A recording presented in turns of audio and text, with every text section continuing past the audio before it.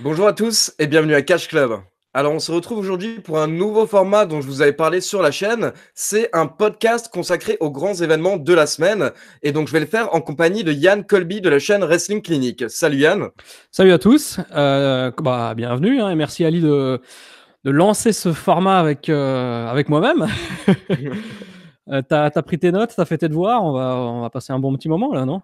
C'est ça, j'ai bien révisé, j'ai regardé Raw, SmackDown, NXT, donc on va voir un petit peu ce qui s'est passé en fait durant la semaine, parce que beaucoup d'entre vous m'ont dit qu'en fait dans mes résultats de Raw et SmackDown, je ne donnais pas assez mon opinion, mais en fait comme je vous l'ai expliqué, c'est parce que j'essaie de faire en sorte que la vidéo ne soit pas trop longue pour pouvoir la sortir pas trop tard en fait chaque jour. Du coup là, on va parler un petit peu plus en profondeur Ouais, de là tout ce qui s'est passé. on va faire des vidéos qui vont durer 3 heures à chaque fois. Comme ça, ceux Voilà, qui, exactement. comme ça, voilà. On va parler de tout, même notre vie en général, si on va bien personnellement, etc. Donc on va commencer, on va faire en fait de manière chronologique, c'est ça, on va faire Raw, puis SmackDown, et après un petit peu toutes les grosses news dont j'ai pas pu parler pour le moment sur la chaîne. Ça marche. Moi, j'ai pas regardé NXT parce que là, c'est la magie de l'internet. On est quoi? On est jeudi, il est 10h30. On dit la vérité, hein, il faut être Mais transparent avec les gens. Jeudi j'avoue que moi non plus 10h30. pour la peine. J'avoue que moi non plus pour la peine, je vais le regarder après à midi, juste avant de faire ma review. Donc bon, là on va se consacrer sur, on va surtout se concentrer sur Raw, SmackDown et le Royal Rumble, quoi.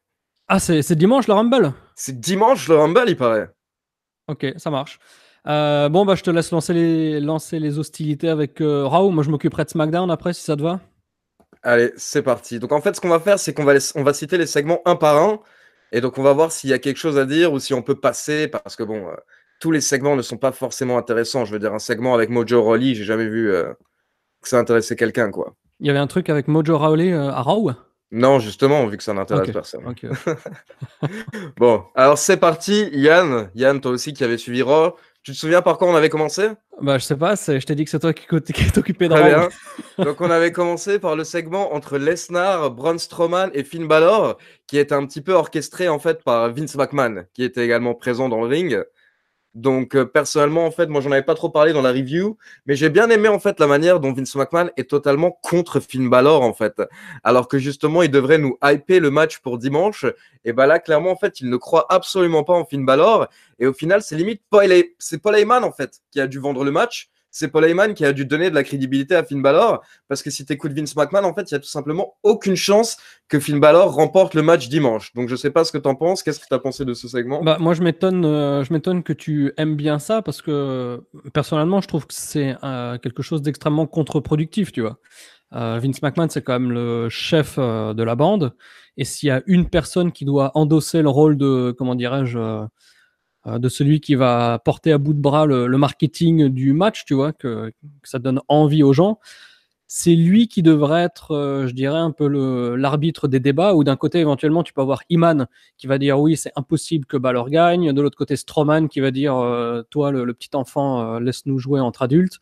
Et moi, je verrais plus Vince McMahon dans un rôle de médiateur qui va dire ok, certes, c'est Balor et il fait 350 kilos de muscles de moins que vous deux, mais il n'en reste pas moins vrai que c'est un catcheur incroyable avec des accomplissements, premier champion universel. Enfin, repasser un petit peu son parcours, son pédigré, pour lui attribuer, comment dire, de l'importance, pour qu'à la fin, même si on doute de la possibilité qu'il gagne, qu'il y ait quand même cette part d'incertitude où on se dit ah ouais mais en fait ouais il y a peut-être moyen. Et là Vince McMahon, enfin il y a rien en faveur de Balor. Alors je peux comprendre la psychologie, tu me diras ce que tu en penses, de vraiment tout faire à sa décharge pour que à aucun moment il y ait la moindre incertitude par rapport à l'issue du match, pour que tout le monde à 100% soit persuadé qu'ils perdent. Sauf que c'est quand même du catch. En général, le catch, on regarde pour que soit le gentil gagne, soit pour que le méchant perde. Et là, on dirait que l'issue du match est toute tracée, un peu comme Lesnar Undertaker à WrestleMania 30, hein, où il y avait tous les éléments qui portaient à croire que bah, il y aurait aucun changement par rapport à d'habitude. C'est l'Undertaker qui gagne à tous les niveaux. Moi, j'ai pas trouvé ça très judicieux, surtout qu'on est à une semaine du Rumble et qu'il faudrait quand même pusher un peu le truc, d'autant plus que Balor, ça fait qu'une semaine hein, qu'il est challenger. Donc, il aurait fallu un petit peu, comment dire, ouais, le faire mousser, quoi, parce que ça, pour moi, j'ai trouvé ça vachement contre-productif. Même si je comprends l'aspect psychologique que eux, ils ont voulu représenter, mais je trouve que soit dans la pratique, c'était soit maladroit, soit c'était pas la bonne idée. Ouais, mais je comprends ce que tu veux dire et surtout, t'es pas le seul. Il y a plusieurs personnes qui m'ont dit ça, qui ont trouvé que c'était pas normal en fait que Vince McMahon ne défende pas plus Finn Balor. Mais moi, on va dire en fait que comme tu l'as dit sur le point de vue psychologique, c'est limite la seule chose qui m'a fait douter par rapport à dimanche. Parce que sinon, en fait, tout mène à croire que Finn Balor va perdre clairement, parce que comme tu l'as dit, il fait une cuisse de Brock Lesnar à peu près. Mais justement, le fait que même justement, le fait que même le patron n'y croit pas du tout, ça m'a fait douter en me disant, mais attends, si tout le monde nous dit que c'est tellement évident que Finn Balor va perdre, est-ce qu'il n'y a pas justement un espoir? Est-ce que justement il va pas le faire? Donc honnêtement, grâce à, on va dire, grâce aux réactions de Vince McMahon, moi je doute un petit peu, mais bon, le petit peu, c'est vraiment 5%. Je veux dire, je pense qu'on est quand même tous sûrs, plus ou moins à 95%, que c'est Brock Lesnar qui va remporter le match, quoi. Et alors, admettons que Balor gagne. Ok. Mhm. Qu'est-ce que toi t'imagines? Parce que là, à la limite, on parle de Raw et tout, mais on peut quand même croiser un peu les lignes avec le Rumble et la Raw to WrestleMania. Si Finn Balor gagne, qu'est-ce que toi t'imagines à l'issue de ça? Parce qu'il faut quand même, faut qu'il y ait une suite avec Fastlane, Elimination Chamber et WrestleMania, quoi. C'est pas le problème de la victoire de Balor, c'est pas juste la victoire de Balor ou la défaite de Lesnar au Rumble. C'est tout ce que ça va impliquer derrière en termes de storyline et de recoupement. À ce moment-là, moi, logiquement, en fait, vu que tu veux un match donc face contre heel pour WrestleMania, je ferais gagner le Royal Rumble à Drew McIntyre.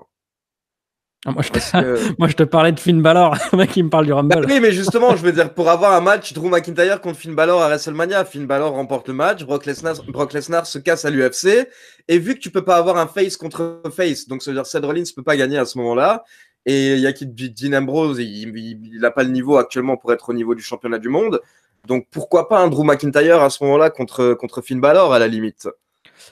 Bah là, à ce moment-là, on tombe dans un autre souci, c'est le souci de WrestleMania, quoi. Tu vois vraiment un Finn Balor, Drew McIntyre faire. Non, Bon, attends, on va parler poliment. Exciter le monde. Enfin, moi, non, c'est pas faux. c'est un match de mid-card pour moi. Enfin, je veux dire, on est allé ensemble à WrestleMania l'année dernière. La manière dont est construite la carte et la manière dont sont vendus les matchs, un Finn Balor, même aujourd'hui, hein, Finn Balor Challenger à Lesnar contre Drew McIntyre, même si Balor gagne à WrestleMania, il n'y aura absolument pas, enfin, en tout cas à mes yeux, l'aura nécessaire pour que ce soit un vrai match de championnat WrestleMania qui excite les gens au point de se dire eh, cette année WrestleMania ça va booster quoi. Non, je suis d'accord. Mais au final, de toute manière, je vois pas beaucoup de main events qui vont nous chauffer de cette manière, à part Brock Lesnar potentiellement contre Seth Rollins, ou alors la rumeur un petit peu folle qui est ressortie ces derniers jours, qui est Brock Lesnar contre The Rock, qui ça potentiellement pourrait être la folie folle, quoi. Je sais pas ce que t'en penses. Euh, Pas grand chose. Brock Lesnar contre The Rock, ça te chaufferait moyen? Ah si, non, ce serait ouf, mais j'ai du mal à voir le Rock revenir à WrestleMania quoi. Je pense qu'il l'aurait déjà fait depuis c'était quand la dernière fois c'était WrestleMania, enfin là où il a catché, hein, c'était le 29 à New York aussi d'ailleurs en 2013. Ouais, il y a quand même beaucoup d'enjeux financiers. Le Rock vaut beaucoup trop pour que je pense que ses producteurs, ses agents le laissent recatcher, quoi. Ouais, c'est dommage, c'est dommage. D'ailleurs, par rapport à ça et par rapport au film, etc., on parlera de John Cena un petit peu plus tard, parce qu'il y a des nouvelles par rapport à John Cena et le Royal Rumble également. Donc on enchaîne, on continue avec les segments de Raw. Ensuite, on avait le match justement entre Balor et Strowman. Donc bon, là, je pense qu'on n'a rien de particulier à dire par rapport à ce match.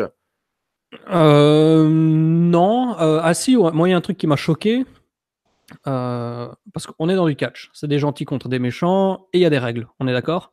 Ah oui, l'élimination, l'élimination. Ouais. Quelle élimination? De quoi il me parlait? Le fait qu'il aurait dû être disqualifié, Ouais, voilà, c'est ça. c'est ça, ouais. Ouais, parce que pendant le match, donc il y a Strowman qui balance Balor sur Lesnar à l'extérieur du ring.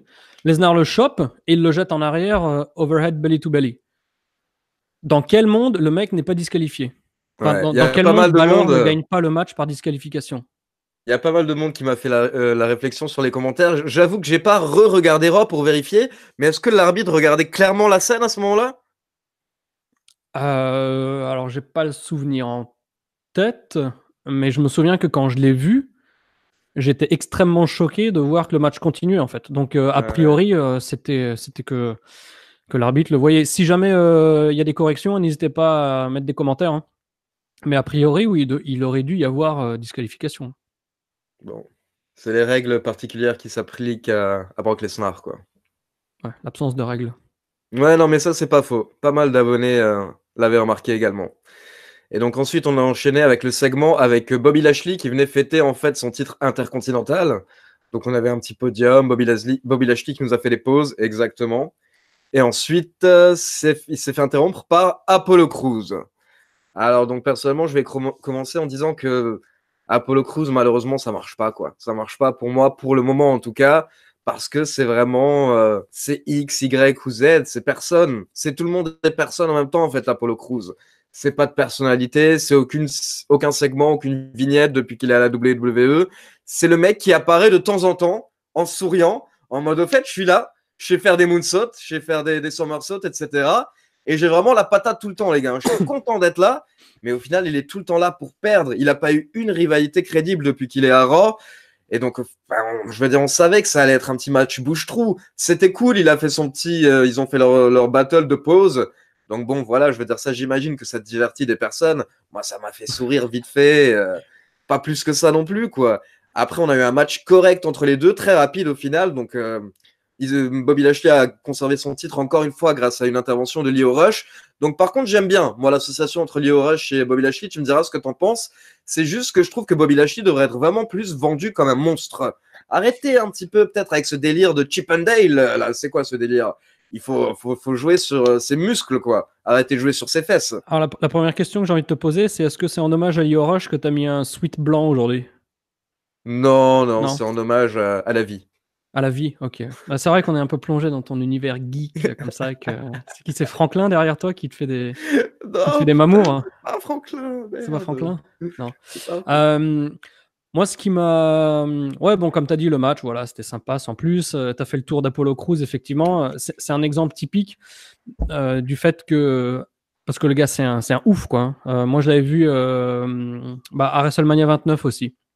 En 2013, à New York, il y avait la convention, tu sais, avec toutes les fêtes indie. À l'époque, donc, il catchait sous le nom de Who Nation. Mhm. Et je l'avais vu en live. Mais mec, tu pètes un plomb, quoi.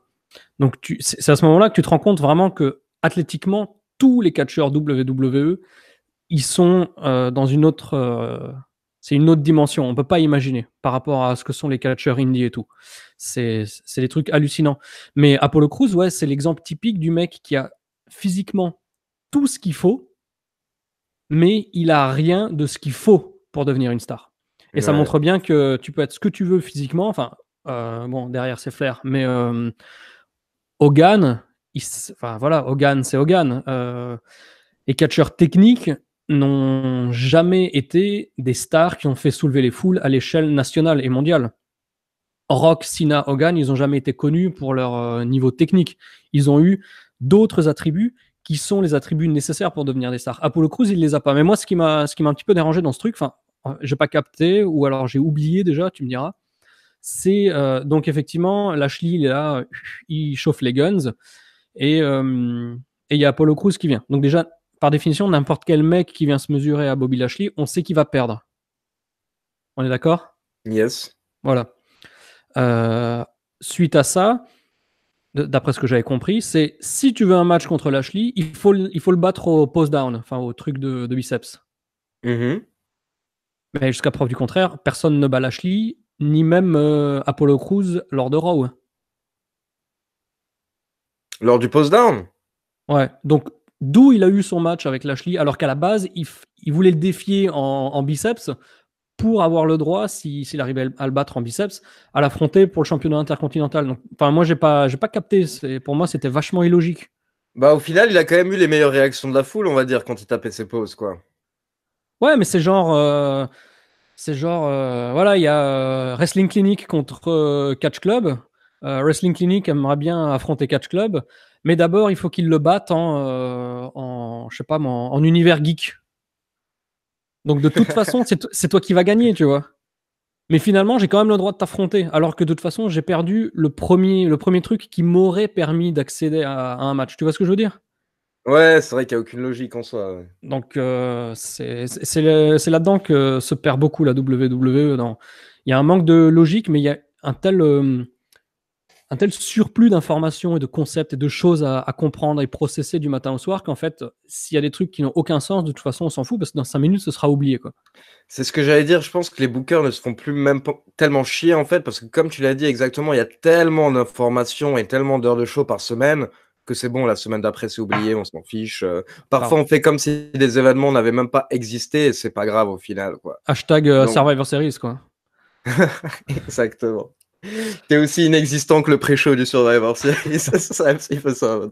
Bon, enchaînons, parce que sinon, je pense qu'on est parti pour 3 heures de. Putain, ouais, c'est clair. Là, ça fait déjà, bon, ça fait 15 minutes, ça va. Ah Allez, ouais, t'as un on compteur? enchaîne J'ai avec. pas de compteur, moi. On a commencé, ouais, on a commencé à 10h30. Pour Ok. info, il est 45. Oh, tu comptes vite. On enchaîne avec une belle promo. D'ailleurs, moi, je vais vous avouer, parfois, il y a des promos, en fait, je capte que tellement elles servent à rien que j'écoute à moitié à ce moment-là. Et en fait, cette promo, c'est Yann qui m'a fait réaliser le lendemain à quel point il écoute pas à elle moitié. était incroyable. Il ment.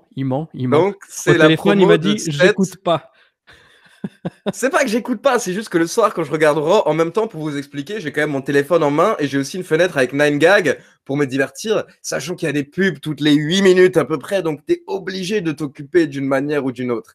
Et donc voilà, Seth Rollins, quand il vient raconter sa vie, parfois j'écoute pas à fond, parce que personnellement, je m'en fous un peu de la vie de Seth Rollins, je dois l'avouer, quoi. WWE Champion. Voilà. Sachant que c'est pas la première fois qu'il nous fait ça. Il était déjà venu dans le ring il y a 2-3 semaines pendant sa feud avec Dean Ambrose pour commencer à nous parler de sa vie et du fait que jamais il se laisserait battre, etc.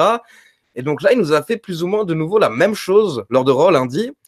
Et honnêtement, je veux dire, j'ai pas compris le but de sa promo. Moi, je pense que tout simplement, c'est un des seuls. Il y a combien de mecs dans le Rumble qui peuvent gagner? Il y a Orton, il y a lui, il y a ton pote Andros, là, la compote de fruits.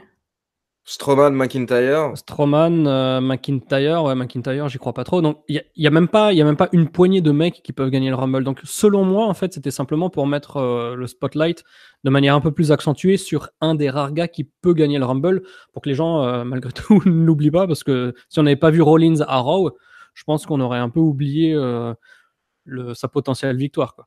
Par contre, dans la forme, c'était horrible. Enfin, oui, la forme, mais le fond aussi, quoi. Le fond, ouais. Le mec, enfin, je sais pas si tu veux en parler, mais il dit ouais, moi, j'ai rien contre les chauffeurs de camions, chauffeurs de poids lourds, mais si je suis pas un chauffeur de poids lourd, c'est parce que j'ai ça, là, j'ai du cœur, j'ai de l'envie, j'ai du courage. Genre, vous, bande de ploucs, de prolos, vous ne servez à rien. Alors que le mec est face, enfin, c'était très mauvais, quoi, dans le fond et dans la forme. Ouais, non, je suis d'accord. Je pense qu'on va même pas passer trop de temps dessus, juste que, comme tu l'as dit, si c'était pour nous hyper pour le Royal Rumble, ben c'est mal joué en fait, parce que là, vraiment, il n'y a pas eu grand segment qui nous a hypé pour le Royal Rumble match en lui-même. Comme j'en parlais avec Yann il y a quelques jours, en fait, ils s'en foutent un petit peu, on va dire, les scénaristes, on a l'impression, parce qu'ils se disent de toute manière, le match, il se hype tout seul. Tout le monde l'attend, le Royal Rumble. Mais non, honnêtement, faut faire en sorte de nous chauffer un petit peu, en fait, par rapport au match. Rien que nous sortir la vidéo habituelle, en fait, avec toutes les statistiques par rapport au Royal Rumble match, on n'y a même pas eu le droit, ne serait-ce qu'une fois cette année. Mais je crois que c'est la première année hein, où on n'a jamais parlé de l'histoire du Rumble, de l'importance que ça a représenté. Enfin, là, je suis en train de, avant qu'on fasse le podcast, j'ai commencé à monter une vidéo que je vais sortir sur Wrestling Clinic dimanche sur mon top 10 des batailles royales. Et en refaisant le truc, je me suis rendu compte quand même que la bataille royale du Royal Rumble, c'était un truc incontournable. C'était un des éléments, un des piliers de la WWE, de la WWF depuis toujours, quoi. Et comme tu as dit très justement, maintenant, c'est secondaire. C'est presque. Et j'ai peur que WrestleMania à terme devienne pareil, quoi. C'est WrestleMania, donc à la limite, on s'en fout de ce qu'il y a à WrestleMania. Parce que le nom suffit à vendre le truc, comme le Rumble suffit à intéresser. Mais force est de constater que quand on n'en parle pas, bah, la bataille royale des mecs cette année, je m'en contrefous, pardon, parce que personne n'en a jamais parlé, quoi. C'est comme si c'était pas le Rumble, on serait même pas au courant qu'il y a une bataille royale, tellement ils en ont pas parlé. Exactement, ouais. Non, c'est dommage en fait, parce que c'est un de ces moments particuliers en fait durant l'année, et c'est vraiment un de ces matchs que tu es censé attendre plus que tout. Comme Yann l'a dit, je veux dire, il y a une magie par rapport au Rumble. Moi, je vous en avais déjà parlé sur la chaîne. Le premier que j'ai vu, c'était en 94. Mais honnêtement, ce match, moi, il m'avait rendu fou quand je l'avais vu en fait, parce que c'était vraiment particulier, parce qu'il y avait plein de vignettes avec les catcheurs qui n'arrêtaient pas de hyper le match. Et je sais pas, tu avais une sensation particulière parce que tu savais que tu avais ce match derrière à WrestleMania. Mais en fait, maintenant, c'est parce qu'on. je pense qu'on sait tellement plus ou moins qui va être le vainqueur, ou alors on sait qu'il n'y aura pas de surprise, que justement, il y a peut-être un petit peu moins d'intérêt par rapport au Rumble. Alors qu'au final, l'autre jour, je réfléchissais aux vainqueurs du Rumble ces dernières années, et quand tu regardes, je veux dire, les surprises sont quand même assez rares. Je veux dire, c'est souvent le main eventer de la période, ou en tout cas un des big names de la période qui va le remporter. T'as qui dans les dernières années qui l'a remporté le Royal Rumble? C'est du John Cena, c'est du Randy Orton, c'est du Nakamura, et puis avant ça, je veux dire, c'est du Rock, c'est du Triple H, c'est du Steve Austin. Donc, La dernière vraie surprise, c'était en 2011, où il y avait à la fin Alberto Del Rio et Santino, quoi. ouais, voilà, par exemple. C'est Mais vrai, il y avait... depuis, c'est clair qu'il n'y a rien eu de spécial. Mais ouais, tu parlais du Rumble 94. Moi, le premier que j'avais vu, c'était 93. Et puis, bah ouais, après, tu as vu le 95-96, les deux remportés par Shawn Michaels. Yes. Et puis, il faut comprendre la portée du truc. Gagner un Rumble, c'est, enfin, en tout cas à l'époque, c'était être sûr d'aller à WrestleMania. Donc, par définition, c'est quand même gagner le Rumble, c'est le truc le plus important de ton année, quoi. Logiquement, hein. Surtout Donc, pour les 25 qui sont pas main eventers et qui ont aucune autre chance dans l'année que de pouvoir avoir un match de championnat, quoi. Tu vois ce que je veux dire? Donc, justement, j'aimerais bien entendre plus de la part de ces 25. J'imagine qu'ils vont nous donner plein de vignettes, en fait, justement, dimanche soir. Mais bon, si le but, c'est de vendre le pay-per-view, faut pas nous sortir ça dimanche soir, en fait. Faut nous sortir ça les semaines qui précèdent. C'est ça le problème. ouais, et puis après, historiquement, ça fait quand même pas mal d'années que, malgré tout, le fait de remporter le Rumble, c'est une victoire qui va être tout de suite diluée dans le lendemain à Raw, où le mec il va dire allez, je mets mon spot à WrestleMania Ouais. on the line, et puis pareil à Fastlane et pareil à Elimination Chamber. Et du coup, oui, l'aura qui est autour de la victoire du Rumble, elle n'existe plus parce que la victoire n'a plus la même signification, et c'est peut-être aussi pour ça qu'il push plus autant le fait de gagner le Rumble, parce que on sait qu'objectivement ça veut plus dire grand-chose. Mais en tout cas, il nous faudrait justement une grosse surprise comme ça pour pouvoir relancer, c'est clair, toute la magie du Rumble.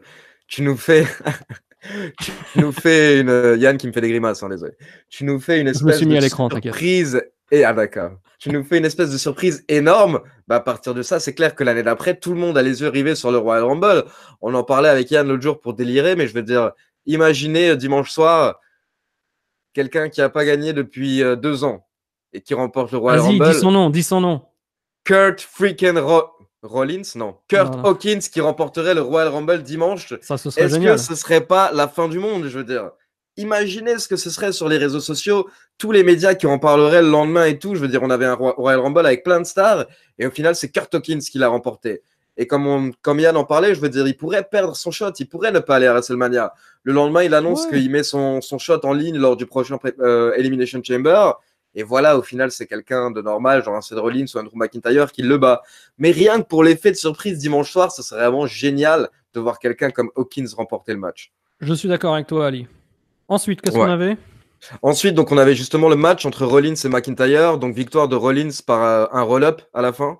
Mhm. Bon, Rien de, le rien de match était particulier. bon. J'ai trouvé que le Ouais, match c'est était bon. ça. Je veux dire, ça, c'est des bons matchs. On peut rien dire contre un match Rollins contre McIntyre, sauf limite pourquoi tu nous le donnes à Raw. Je veux dire, c'est pas la peine de nous le redonner toutes les 2 semaines à Raw. Gardez-nous ça peut-être pour un pay-per-view. Bref, on enchaîne avec un petit segment en coulisses, celui-là qui était quand même assez intéressant. Donc, c'était le segment où on voit les revivals avec Vince McMahon. Ah ouais. Donc, pour tous ceux qui sont au courant, les revivals actuellement, il y a des rumeurs. Et honnêtement, en fait, c'est même plus des rumeurs. Apparemment, c'est avéré. La semaine dernière, en fait, ils sont allés voir les officiels de la WWE et ils ont demandé à être libérés de leur contrat car ils sont tout simplement, en fait, pas satisfaits de la manière dont est utilisée la division par équipe. Du coup, en fait, ils veulent être libérés, mais les officiels de la WWE ont refusé. Donc, justement, là, c'était intéressant de voir si la fédération allait continuer à les utiliser ou pas. Ils ont refusé? Ou ils ont juste Les, pas donné suite et ils ont rien dit de spécial? Non, apparemment, d'après les news, les officiels ont clairement refusé et en fait, ils sont en négociation avec eux pour justement essayer de les garder maintenant, clairement. Et donc, apparemment, les négociations marchent en tout cas plus ou moins parce qu'on a pu les voir présents lors de Raw, alors que beaucoup de personnes pensaient qu'ils allaient potentiellement nous faire une Pac, une Neville et tout simplement rester chez eux jusqu'à la fin de leur contrat. Sauf que le problème, c'est que leurs contrats prennent fin en avril 2020. Donc bon, là, les mecs, s'ils restent chez eux pendant 1 an et demi, dans 1 an et demi, ils sont plus personne, limite. Ils seront oubliés un petit peu. Là, tu parles Donc, du mois d'avril à cause de Pâques? c'est-à-dire. Bah, tout est dit, quoi. J'ai pas besoin d'expliquer plus. Non, pas exactement. Et donc justement, en fait, on a vu que non, les revivals ont bien été utilisés et ils ont eu un petit segment en fait où ils se sont plaints auprès de Vince McMahon et ils voulaient en fait un match de championnat ce soir, ce qui nous a mené à Kurt Hawkins qui a été utilisé en tant qu'arbitre au final. J'aime bien comme tu dis Kurt Hawkins, comme le Kurt Hawkins. Un Kurt Hawkins, exactement. Donc voilà, ça nous a mené à un match plus tard dans la soirée, donc on en reparlera. Mais qu'est-ce que tu penses sinon des revivals justement? Est-ce que tu penses que ça va rester, ça va partir? Ben, on n'est pas dans le secret des dieux, donc voilà, les mecs sont en train de négocier. C'est difficile de vraiment savoir ce qui se trame.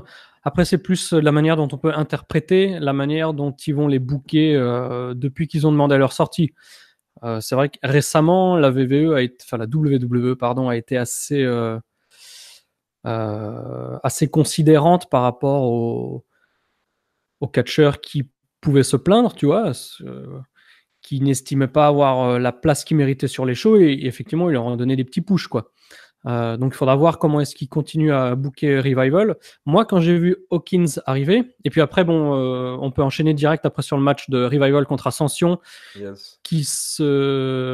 Donc ouais, grosso modo, il y avait Kurt Hawkins qui a été affairé par Vince McMahon ou non, c'était Revival. Enfin bref, il a arbitré le match Revival Ascension, où il a fait preuve d'un grand zèle, d'un grand professionnalisme. En fait, Kurt Hawkins, dans ce match, il a été ce que tous les arbitres devraient être à tous les matchs, quoi. Exactement, ouais. Donc déjà, ça, c'était pas super... oui, ça a enlevé de la légitimité au rôle de l'arbitre, parce qu'il a fait tout ce que les arbitres ne font pas d'habitude. Et ça a d'autant plus choqué que normalement, ça devrait être ça à tous les matchs. Or, c'est jamais le cas. Donc, il a arbitré, et puis ensuite, il y a eu du rififi, et Zack Ryder est arrivé pour le sauver pendant qu'il se faisait rosser par les Revival. Et donc, quand j'ai vu Zack Ryder et Kurt Hawkins et les Revival dans le ring, je me suis dit que ils essayent de peut-être faire d'une pierre deux coups. D'un côté, punir les Revival en les faisant perdre contre le catcheur qui n'a pas gagné depuis combien, 252 matchs ou je sais plus. Ouais, une folie dans le genre. Ouais. Un truc dans le genre, et faire d'une pierre deux coups, de faire gagner un Ryder et Hawkins. Pour moi, c'est la pire de toutes les idées. Parce que d'une part, le Revival ne sera pas forcément vraiment blessé, entre guillemets, ou pénalisé par une défaite, si c'est dans cette direction qu'ils vont, bien sûr. Je les vois pas pénalisés par une défaite contre Ryder et Hawkins. Et à l'inverse, si Hawkins gagne avec Ryder en équipe, le poids de sa première victoire depuis 40 ans, eh ben, il n'y en aura aucun, quoi. Parce que ce sera une victoire par équipe, c'est Zyder qui va récolter tous les lauriers, alors que, comme tu dis, par exemple, le faire gagner le Rumble ou le faire gagner à Raw ou le lendemain de WrestleMania à un moment clé de l'année, ça, ce serait ouf. Donc là, je pense que s'ils font ça, ils se tirent une balle dans le pied à la fois au niveau des Revival, parce qu'ils vont pas sortir rabaissés de cette histoire, et Kurt Hawkins, ils auront fait cette streak de défaite interminable pour rien. Non, mais c'est clair, et ce serait totalement gâché. Ce serait totalement gâché alors qu'il y a un potentiel pour cette storyline derrière.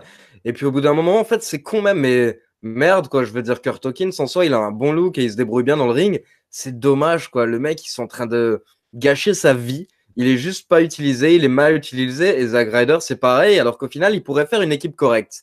Mais c'est vrai ce que tu as dit, s'ils le font gagner en équipe, il perd tout.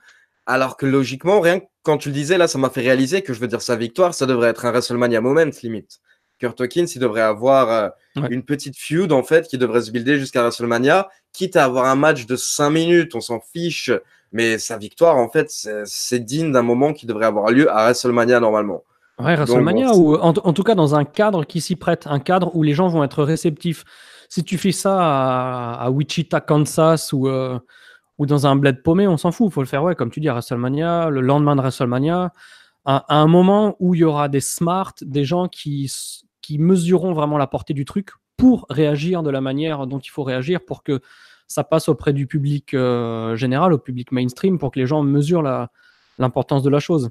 Bon, alors que peut-être que ça va être juste une victoire en 1 contre 1 contre un des membres de Revival à Raw, et au final, ils auront peut-être un match par équipe, par exemple, contre les Revival à WrestleMania en pré-show. Tu vois, je pense que c'est ça le meilleur futur pour Hawkins et Ryder actuellement. Ouais, peut-être, mais ça reste un match par équipe, et la streak de défaite de Kurt Hawkins, c'est un truc en solo, donc si un jour ça doit s'arrêter, Alors, s'ils le font perdre en équipe, très bien, ça continue. Mais s'ils le font gagner, il faut pas, surtout pas que ce soit en équipe, à mon avis. Ouais, non, je suis d'accord, je suis d'accord. Mais ils devraient jouer sur ça, hein, dire franchement, les gars, c'est une streak. Je veux dire, les streaks, ça se défend à WrestleMania. Donc, justement, il mérite son match. Bon, après, il faudrait voir contre qui, c'est vrai, mais un petit mid-quart d'heure qui pourrait faire un bon match contre Kurt Hawkins à WrestleMania, qui on pourrait avoir du Yoshitatsu. coup. Putain, le gars ne sait même pas se prendre un Styles Clash. Qu'est-ce que tu veux qu'il fasse? Donc, Ah ouais, bon, c'est allez, vrai, là, j'avais oublié ça. on a fait 2 segments du coup. Alors, il y avait le segment backstage de Revival et leur match. Ensuite, un match sur lequel moi personnellement j'ai pas grand chose à dire, c'était Baron Corbin contre Elias. Donc Elias qui était dans le ring, qui faisait sa chanson. Il s'est fait interrompre par Baron Corbin qui se plaint comme d'hab. Et après, on a eu un match très simple, très rapide, avec une victoire de Corbin à la fin parce que il avait mis un petit coup de poing dans la gorge de Elias, si je me rappelle bien. Et bim, end of days derrière. Ouais. Bah, ça fait combien de fois qu'ils s'affrontent à Raw, les mecs?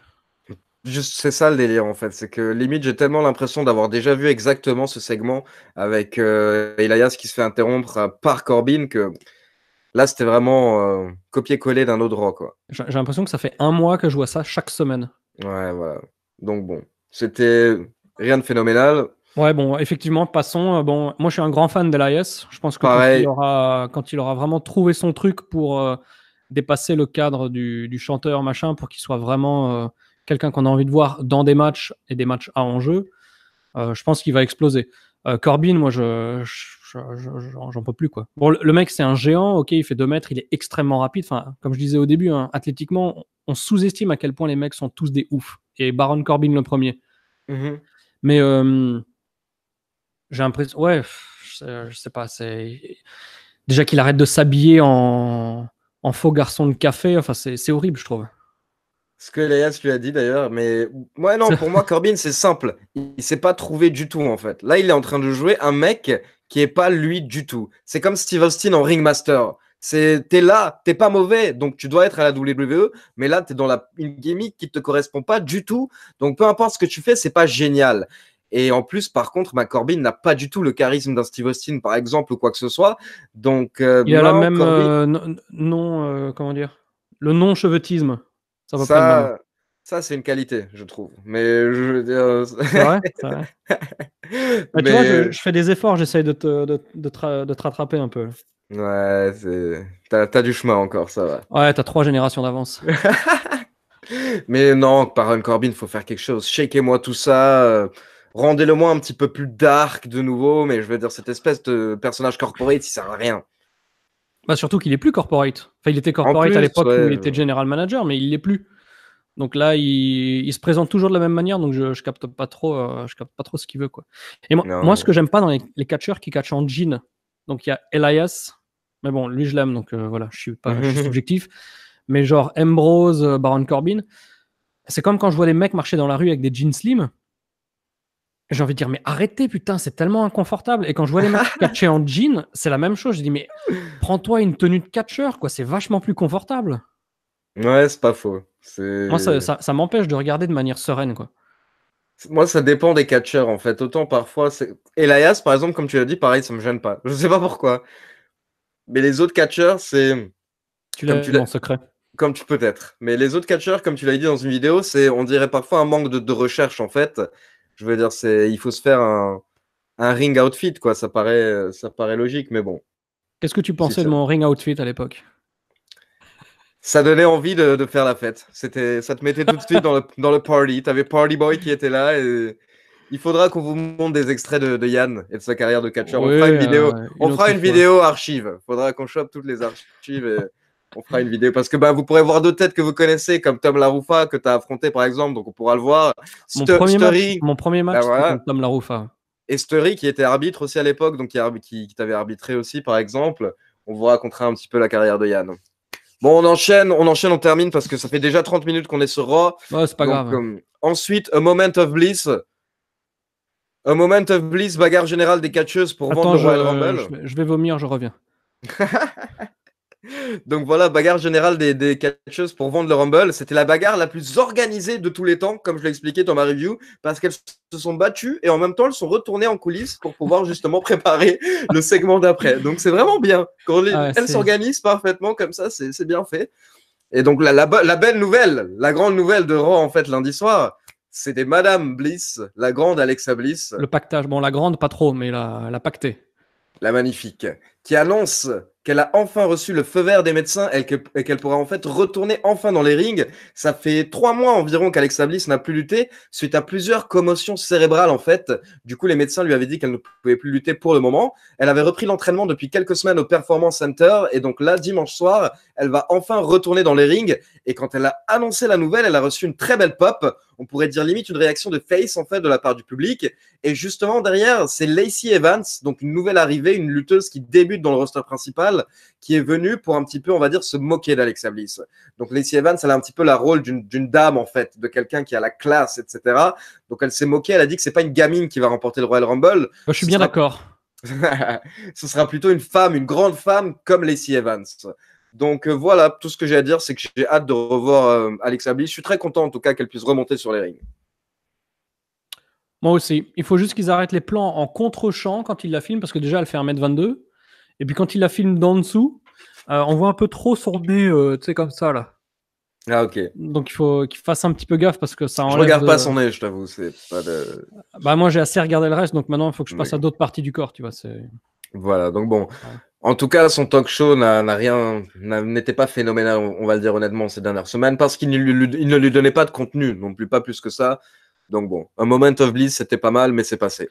Bah, c'est le problème des Raw de 3 heures, où ce que j'avais mis dans... J'avais fait une vidéo là sur la chaîne sur comment est-ce que les scénaristes de la WWE écrivent les shows. Si vous n'avez pas vu la vidéo d'ailleurs, n'hésitez pas à aller sur Wrestling Clinic et vous abonner, petite pub.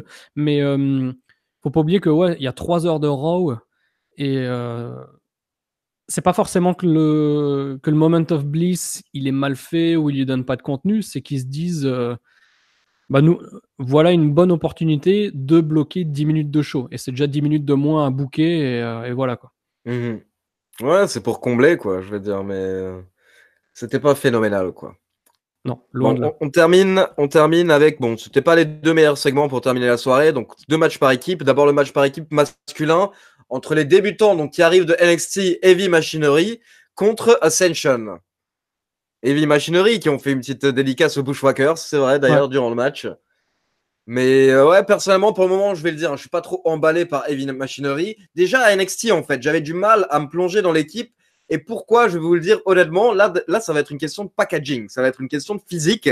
J'ai beaucoup de mal avec Otis Dozovic parce que j'ai beaucoup de mal avec les personnes qui sont carrées. Je sais pas pourquoi, je sais pas si ce physique me fait peur, mais c'est comme Rhino. Rhino, pour moi, en fait, j'ai jamais aimé ce physique de mec qui est plutôt petit, mais qui en même temps est super large avec des grosses cuisses et un gros torse comme ça. Je sais pas, moi, Est-ce qu'il n'y c'est a pas pas une petite crédible. part de jalousie où tu n'aimes pas les physiques auxquels tu n'aurais jamais pu aspirer dans ta vie? Non, je ne sais pas. Je pense que j'aurais pu peut-être être un rhino, qui sait. Un rhino, pareil avec la tignasse jusqu'aux cheveux, là, Pas jusqu'aux la chevilles. tignasse, pas de Ouais. tignasse. Ça de tignasse, ouais, mais rip la tignasse. Mais, mais non, je veux dire, non, c'est con, mais déjà, cette espèce de physique, moi, il me bloque, ce physique de catcheur. Je vois pas ça main eventer un pay-per-view un jour, je vous avoue. Mais sinon, voilà, les gars sont une équipe qui est un petit peu marrante et justement, ça joue un petit peu sur la folie de Otis Dozovic qui nous a sorti un worm par exemple, durant le match. Je veux dire, depuis Scotty Tuati, on n'avait pas vu ça. Match très rapide, ça a duré 2-3 minutes et ils ont remporté le match avec leur double splash. Donc voilà des débuts très basiques. Oui. Bah moi, j'ai pas de problème avec le physique, bien que ce soit pas non plus un physique auquel j'aurais pu aspirer un jour. Mais ouais, non, ça changeait un petit peu. C'était plus spontané, c'était moins carré, moins lisse que tous les autres personnages, je trouve. Moi, je pense que la limite de l'excentricité de Otis, elle est dans son équipe en fait. Je pense que son excentricité pourrait mieux s'exprimer et avoir plus d'impact pour lui s'il était seul. Ouais. Mais en équipe, comme son partenaire n'est pas excentrique, en tout cas pour le moment, ça fait le premier match, donc c'est un petit peu cavalier d'interpréter le truc comme ça à long terme. Mais pour le moment, j'ai pas capté l'alchimie qu'il devrait y avoir, c'est-à-dire un mec complètement ouf et un mec vachement carré pour essayer de un peu Astérix Obélix, tu vois. Là, pour le moment, c'est un mec un peu excentrique, pas encore over the top, il faudrait peut-être qu'il tende vers un truc complètement fou et que son partenaire tende vers quelque chose de beaucoup plus carré pour voir vraiment le chaud et le froid dans l'équipe. Et je trouve que son partenaire, pour le moment, le dessert plus qu'autre chose à ce niveau-là. Apparemment, justement, Vince McMahon est un petit peu comme toi, parce que la plupart des officiels et Vince, en fait, sont vraiment à fond sur Otis Dozovic. Donc, je pense que le but de l'équipe, c'est clairement, en fait, de l'amener lui à Raw et les laisser s'installer petit à petit. Okay. Et au bout d'un moment, en fait, ils vont les séparer et se concentrer sur Otis Dozovic, qui a clairement, en fait, le charisme et la personnalité dans l'équipe entre les deux, comme Enzo Amore et Big Cass, par exemple, à l'époque. Bon, attention les exemples, hein, parce que ça a mal tourné pour les deux. Non, mais justement, j'ai l'impression que pour le partenaire, c'est un petit peu la même. En fait, c'est un big guy et c'est un tough guy, donc c'est un petit peu un big cass. Mais après, par contre, si tu lui donnes le micro, à part dire quelques phrases qu'on lui a appris et qu'il va répéter par cœur, je sais pas si vraiment, en fait, il a beaucoup de charisme. Peut-être qu'il va nous surprendre, en fait, dans les prochaines semaines. Donc voilà, on va voir s'ils vont être mis en avant. On va voir si la division par équipe, en fait, va être encore plus mise en avant. Moi, je vous avoue, en fait, que pendant l'entrée de Heavy Machinery, on voyait The Ascension dans le ring. Et moi, j'avais l'impression de voir Connor et Victor qui étaient en train de se dire dans leur tête, ouais, les gars, c'est ça, faites les beaux en train de faire votre entrée. Mais vous verrez, dans 2-3 mois, vous serez dans Main Event, vous serez en Dark Match et on vous verra plus. J'ai l'impression que c'est ce qu'ils étaient en train de se dire, en fait, dans leur tête, parce qu'ils sont passés par exactement le même chemin il y a 1 an et demi, 2 ans. The Ascension, je veux dire, c'est une équipe qui était correcte à NXT, qui était même dominante à NXT. Ouais. Putain, The Ascension à Raw, ils n'ont jamais été crédibles, ne serait-ce qu'une semaine, quoi. Donc, ouais, voilà, j'espère que ça va pas être la même chose pour Heavy Machinery. Ok, on enchaîne. On enchaîne avec le main event. Donc, on avait une petite interview de Ronda Rousey qui était à fond. En fait, le but, c'était de montrer qu'elle était vraiment énervée contre Sasha Banks parce qu'elle a pas aimé que Sasha Banks lui en veuille. Ah oui, attends, mais ça, c'était ridicule, dernière. Mec. Enfin, vas-y, continue, mais c'était ridicule. Vas-y. C'était Ronda Rousey. Et donc, le main event, c'était le match par équipe Ronda Rousey, Natalia contre Sasha Banks et Bayley. Avec victoire de Sasha Banks qui fait abandonner Natalia. Et donc, à la fin, encore une fois, les deux qui se prennent la tête, Ronda Rousey et Sasha Banks. Donc, c'est vraiment tendu. C'est tendu entre les deux lutteuses. Et alors, selon toi, il y a plusieurs questions qui se posent. Moi, c'est un truc j'en parle souvent avec d'autres personnes. Qui est heel, qui est face? Ah là, pour moi, il n'y a pas vraiment de heel, quoi, limite, en fait. C'est du face contre face, quoi. Et pourtant, dans la manière dont... Enfin, je sais pas, Sasha Banks, la manière dont elle parle un petit peu, c'est un peu hautain, condescendant, beaucoup plus sûr d'elle, alors que Rousey est plus dans le respect. Mais malgré tout, il n'y a pas de... C'est ça qui manque, une fois de plus, quoi. Il n'y a pas une distinction claire entre le méchant qu'on a envie de voir perdre et le gentil qu'on a envie de voir gagner. Parce que c'est l'essence du catch. S'il n'y a pas ça, on n'a pas envie de voir les matchs. Oui, je suis d'accord. Puis justement, c'est pour ça que ce match contre Sasha Banks sort un petit peu trop de nulle part, en fait, pour le Royal Rumble.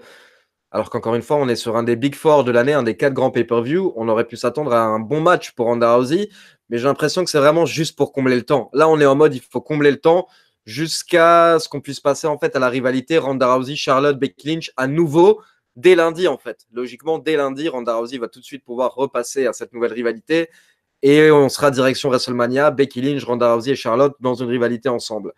Mais ouais, non, là, c'est vrai que Sasha Banks agit un petit peu plus en tant que heel, parce que justement, il faut créer en fait cette dynamique dont tu parles, heel-face. Mais au final, c'est pas une heel. Donc, elle, pareil, dès la semaine prochaine, elle va redevenir babyface. Et en plus, on sait que Sasha Banks et Bayley sont plutôt promises un règne avec le championnat par équipe féminin, logiquement. Donc bon, on peut s'imaginer que Sasha Banks va perdre dimanche soir et que clairement, après, elles vont se concentrer sur le titre par équipe. C'est tout le mal qu'on leur souhaite, donc c'est là-dessus que c'est terminé Raw. Exact. Autant le Raw d'avant avec Lashley qui gagne le titre, Balor et tout, je me suis dit tiens, on est bien engagé pour le Rumble, ça me donne envie de voir ce qui se passe. Autant là, ça m'a complètement coupé la chic et j'attends le Rumble de manière un petit peu passive. Ouais, totalement d'accord. Je trouve qu'on avait eu un très bon Raw la semaine dernière, un peu plus explosif que d'habitude. Plus de surprises, plus de ça sort dans tous les sens, ce qui fait qu'en fait, tu as vraiment envie de voir ce qui se passe après la pub. C'est ça qui te donne envie de rester et qui, moi, me manque beaucoup par rapport à l'Attitude Era. Je veux dire, tu savais pas ce qui allait se passer à chaque segment. Du coup, tu étais vraiment à fond. Et puis, ce qui était vraiment cool aussi, c'était les fins de show où il y avait beaucoup plus d'énergie, où limite parfois le show se terminait sur une bagarre ou un truc dans le genre, ce qui fait qu'il y avait vraiment un cliffhanger qui te donnait envie de voir ce qui se passait la semaine prochaine. Là, le Raw de cette semaine était un petit peu très mou. Peux-tu rappeler le terme, expliciter le terme cliffhanger pour ceux qui ne sont pas familiers avec?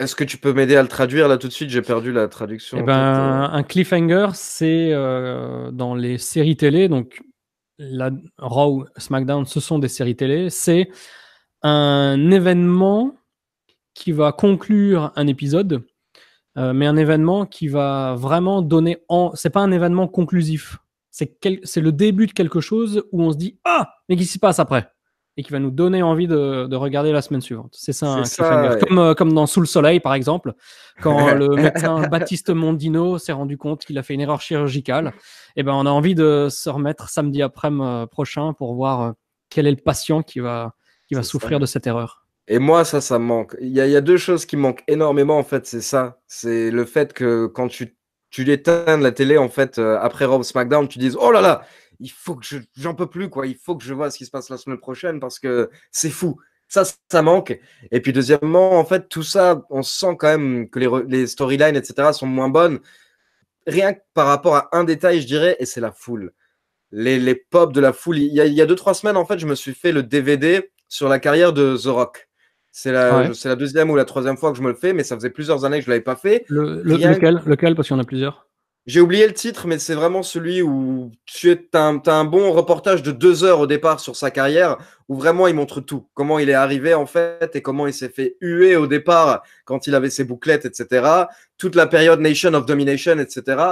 Et je veux dire, par la suite, en fait, une fois qu'il était sorti de la Nation of Domination et la Corporation, et qui s'était lancé en tant que le People's Champion, les pop que tu entends en fait à ce moment-là et les réactions de la foule, ça n'existe plus, ça, en fait. Et c'est fou de voir que le public n'a plus cette passion, en fait, actuellement, pour les superstars, parce que c'est le même public. C'est plus ou moins toujours la même tranche d'âge. Je veux dire, on est toujours quand même sur du 16-35 dans le public WWE. Et tu n'as plus cette passion, en fait, quand les gens débarquent. Et du coup, forcément, si tu vois pas ça à la télé, toi-même, tu le sens un petit peu moins quand tu regardes le show. Bah, la question à se poser, là, par contre, j'aimerais bien avoir l'avis de ceux qui regardent la chaîne et qui sont plus jeunes, parce que nous, ça fait 25 ans qu'on regarde du catch. Donc forcément, l'avis n'est pas le même. Mais moi, j'aimerais savoir si ceux qui ont commencé à regarder du catch récemment, à quel point ils sont à fond dans le truc, pour voir si c'est tout simplement lié, si le manque d'engouement, c'est un jugement qui est biaisé et qui est faux de notre part, parce qu'on est, je vais pas dire trop vieux, mais qu'on a vu trop de trucs. Ouais, c'est possible. Ou si c'est une réalité, d'aujourd'hui, parce qu'il y a trop de catch. Donc j'aimerais savoir, qu'est-ce qu'il y a vraiment dans la tête d'un fan tout récent, quelqu'un qui regarde du catch depuis 1 an ou 2, si vous regardez l'émission. J'aimerais bien que vous mettiez dans les commentaires pour nous dire quel est votre état d'esprit. Est-ce que vous trouvez qu'il y a trop de catch? Est-ce que vous êtes excité de voir à chaque fois Raw chaque semaine? Parce que nous, à l'époque, prochain pay-per-view, c'était... Enfin, moi, il n'y avait que 4 choses qui comptaient dans l'année. C'était le Rumble, WrestleMania, SummerSlam, Survivor Series et King of the Ring, 5, on va dire. Ouais. Mais nous, à l'époque, il y avait 5 choses qui avaient de l'importance dans l'année.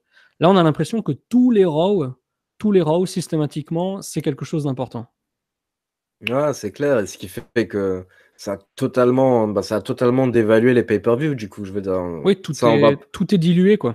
Non, c'est clair. On va pas refaire un débat sur ça là longuement, mais du coup, c'est ça qui est chiant. Quand tu as 16 pay-per-view dans l'année, bah forcément, c'est beaucoup moins intéressant. Tu as beaucoup moins de temps pour builder les rivalités, du coup, elles sont moins intéressantes. Et tu as également moins de temps pour builder les superstars, du coup, ils reçoivent moins de pop. Donc ça, c'est un tout, je veux dire, qu'il faut essayer de changer, quoi, parce que, comme je l'ai dit, tu as beau signer des contrats à 2 milliards de dollars et donc te dire tout va bien, au bout d'un moment, en fait, si ton produit ne suit plus derrière, 1,25 milliard, autant pour moi. T'as beau signer un contrat à 1,25 milliard, je veux dire, au bout d'un moment, si ton produit ne suit plus et que les gens ne viennent plus au show, et je veux dire, vous avez vu, je pense, des photos passées comme moi, où parfois tu vois qu'il y a tout un codé de SmackDown qui est vide, quoi. Et ça, c'est pas des fakes, les gars. Honnêtement, aujourd'hui, parfois, il y a des épisodes de SmackDown où tout le côté hardcam, on appelle ça, le côté où tu ne vois pas, en fait, où il y a la caméra qui filme. Je veux dire, il n'y a personne de ce côté-là. Donc, en fait, les superstars sont en face d'une caméra et personne, parfois, quand ils font leur promo, parce que tu dois laisser tout le public derrière, justement. Mais je veux dire, ouais, il faut essayer de relancer un petit peu l'engouement. Maintenant, on rentre dans une période, comme vous le savez, de guerre entre différentes fédérations. Donc bon, on va dire qu'on peut être un petit peu optimiste. Bah ça, c'est peut-être un sujet qu'on aura le loisir d'aborder ensemble plus en détail, comment dire, sans perdre du temps entre guillemets avec les TV shows. Je pense que c'est une discussion Ouais, qui est déjà super longue. On pourra la faire il y aura un podcast AEW, forcément, forcément, très bien, très bien, très bien. Ça y est, c'est annoncé. forcément. Donc, on balance SmackDown. C'est parti. Ouais. Juste une question. Est-ce que tu te souviens où avait eu lieu Raw? Non, moi je fais jamais attention hein, aux villes où ça a lieu habituellement. Moi, je fais toujours attention. Et justement, c'est une question que je me suis posée pour SmackDown. Parce que SmackDown, donc, je l'ai plus dans mes notes, merde. Je crois que c'était à Wichita. Donc, une ville, c'est Wichita, Kansas. Attends, je vais regarder en live. Kansas. Kansas, ouais. Moi, je me demande si la WWE, en fait, fait attention aux villes dans lesquelles elle va passer pour les TV d'avant les gros shows. Parce que pour moi, c'est essentiel d'avoir des bonnes grosses Public, foules ouais. du type Nord-Est, Chicago, Floride ou Californie, avant un Rumble, avant un WrestleMania, des trucs comme ça, parce que ça ajoute à la chose. Et de mettre un SmackDown avec un match génial de lucha libre dans une ville complètement au pif au milieu des États-Unis, bah pour moi, c'est contre-productif. Alors après, évidemment, je veux dire, c'est la WWE, hein, il y a des contraintes de calendrier, des contraintes logistiques qui sont hallucinantes. Mais je me demande si quelqu'un se pose la question à ce niveau-là. Est-ce que c'est uniquement une logistique géographique, tu vois, pour aller de ville en ville en Ouais, limitant ouais, je les vois. coûts, pardon, en limitant les coûts, les déplacements, ou est-ce qu'ils essayent quand même? Avant WrestleMania, c'est vrai qu'ils squattent pas mal dans le Nord-Est, enfin dans des villes qui boostent pas mal. Mais ouais, voilà, le match de Mexicain, là, tu le mets à Chicago, c'est la folie. À Mhm, Wichita, c'est un très bon match, mais qu'on aura oublié la semaine prochaine. mhm. Ouais, non, je saurais pas dire, c'est une bonne question. Moi, personnellement, en tant qu'un petit peu organisateur, je pense que logiquement, tu réfléchis d'abord d'un point de vue full, comme tu l'as dit, genre qu'est-ce qui serait idéal?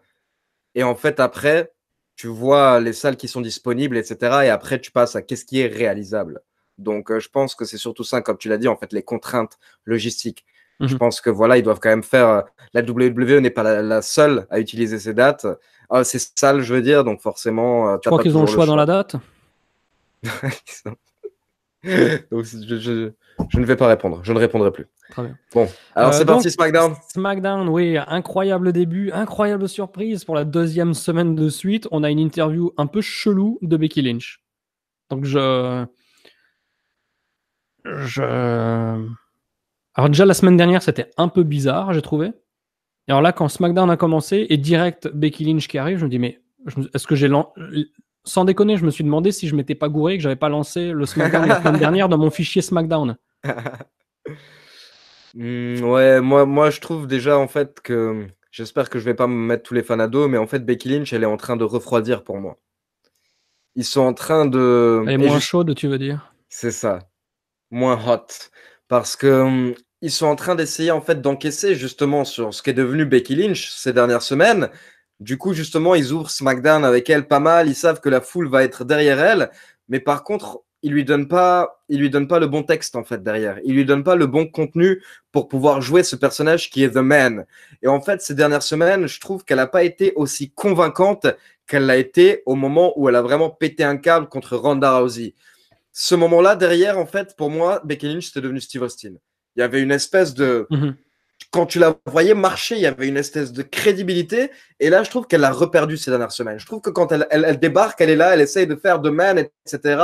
Mais au final, c'est redevenu un petit peu faux. Pour moi, tout ça, c'est une question de confiance. C'est dans la tête de toute manière. Becky Lynch, plus elle croit en elle, plus son personnage est fort à chaque fois. Et là, j'ai l'impression que de nouveau, je sais pas ce qui s'est passé ces 2-3 dernières semaines, mais est-ce que c'est peut-être justement parce qu'on lui donne des promos qui sont pas super intéressantes, mais The Man a un petit peu redisparu. J'ai hâte de le revoir en fait potentiellement dès le Royal Rumble. De le revoir, c'est bien. De le revoir carrément. Ouais. Tu vas pas te mettre la communauté LGBT à dos, c'est bien. Euh, Non mais tu sais, on est tous un petit peu je- non-binaires. Hein. Vas-y, bois ta Carola. Là. Moi, je pense que c'est un peu le syndrome Reigns, le syndrome Ziggler, le syndrome un peu de tout en fait. que quand les choses se font de manière naturelle, de manière organique, c'est là que la sauce, elle prend. Et à partir du moment où la WWE reconnaît officiellement quelque chose en attribuant un personnage, comme tu dis, en encaissant, mais c'est pas français, en profitant de certaines situations. Attends, pourquoi je bouge l'ordi? Je sais pas ce que je fous. Et ben la magie, elle a disparu. C'est comme, les gens vont dire, c'est comme quand quand tu vois une nana, tu la rencontres, c'est le début, vous aimez bien, vous pouvez pas tout le temps vous voir, et cetera. Et puis, le jour où vous emménagez ensemble, c'est un peu différent, quoi. Mmh. En termes de relation, ça, vous avez toujours été ensemble, mais à partir du moment où il y a peut-être un mécanisme humain, tu vois, psychologique, inconscient, peu importe, qui fait qu'à partir du moment où tu reconnais quelque chose, il y a une part d'excitation qui s'envole. Et la prestance dont tu parlais là, avec Becky Lynch et compagnie, c'était génial parce que justement, c'était nouveau, c'était frais, c'était excitant, c'était pas reconnu. Et là, en lui donnant le micro, alors effectivement, déjà, le problème numéro 1, c'est que les mecs qui écrivent ces promos, voilà, enfin, c'est de la merde, je suis désolé. Ouais. Non, mais c'est ça, le problème, c'est que honnêtement, moi, je reste persuadé que les personnes actuellement qui sont des scénaristes à la WWE n'ont aucune idée, en fait, des personnages et des catcheurs parce qu'ils parlent pas assez avec ces gens. Et beaucoup de catcheurs ont toujours dit, en fait, que si un catcheur réussit, c'est souvent parce que son personnage est une amplification, en fait, de lui-même. Une bonne gimmick, c'est quoi? C'est le catcheur de base, c'est sa personnalité, mais fois 1000. Le problème, c'est que si tu as des scénaristes qui connaissent pas les catcheurs et qui y travaillent, bah forcément, à ce moment-là, en fait, c'est des noms. Pour toi, c'est X et Y, c'est des objets, et tu les mets plus ou moins dans n'importe quoi. Et toi, tu écris un bon script sur le papier, tu penses que ça a l'air correct, mais vu que tu t'y connais pas au catch, vu que toi, tu viens du monde de la télé, du monde des séries, etc., attention danger, bah, au final ça passe pas, ça colle pas. Et là, clairement, Becky Lynch, malheureusement, fait les frais actuellement. C'est là aussi que tu vois à quel point c'est compliqué, justement pour des personnes comme Steve Austin, d'avoir su garder cette magie de semaine en semaine, de pouvoir revenir chaque semaine et d'être le personnage convaincant et qui fait vibrer. Parce que moi, je pensais vraiment que c'était lancé pour Becky Lynch, mais au final, elle a perdu ce petit truc. Maintenant, comme dit, c'est pas irrattrapable. Après, il faut se mettre un peu dans la peau. Enfin, moi, je me mets à la place de Vince McMahon. C'est ce que j'avais essayé de faire quand j'avais fait cette vidéo sur les scénaristes. On a parlé avant d'un contrat qui vaut 1 milliard 25 millions sur 5 ans avec Fox. Hein, c'est ça? C'est Fox? Ouais. Il y a trop d'enjeux pour que tu donnes parce que la magie, elle opère quand c'est naturel, improvisé, spontané. Il y a trop de risques pour que tu donnes le micro à Becky Lynch, par exemple, pour qu'elle soit vraiment elle-même dans le ring. Tu vois ce que je veux dire? Donc c'est un peu le serpent qui se mord la queue, quoi. Parce que la recette pour laquelle elle pourrait continuer à être géniale, c'est de lui dire fais ce que tu veux, vas-y à l'instinct. Parce que l'instinct, il se ressent par les gens. Mais tu donnes un micro au mec à chaque Raw, chaque SmackDown, en disant vas-y à l'instinct. Tu peux être sûr qu'au bout d'une journée, t'as Sneakers qui va dire bon, on arrête les conneries parce que là, ça va pas. Hein. Ouais, c'est ça, ben, c'est clair. C'est clairement le problème qu'Austin n'avait pas et que Becky Lynch a, c'est qu'il y a beaucoup plus de contraintes. Après, pour moi, quelque chose qui a vraiment joué en fait aussi en sa défaveur, c'est Charlotte Flair. J'ai pas compris en fait pourquoi au moment où Becky Lynch était plus ou moins en train d'exploser en espèce de heel face, c'était particulier. À ce moment-là, en fait, il ne fallait pas de Charlotte Flair qu'on essaye de builder en méga heel au même moment. Je trouve que malheureusement, en fait, ça a splitté notre attention.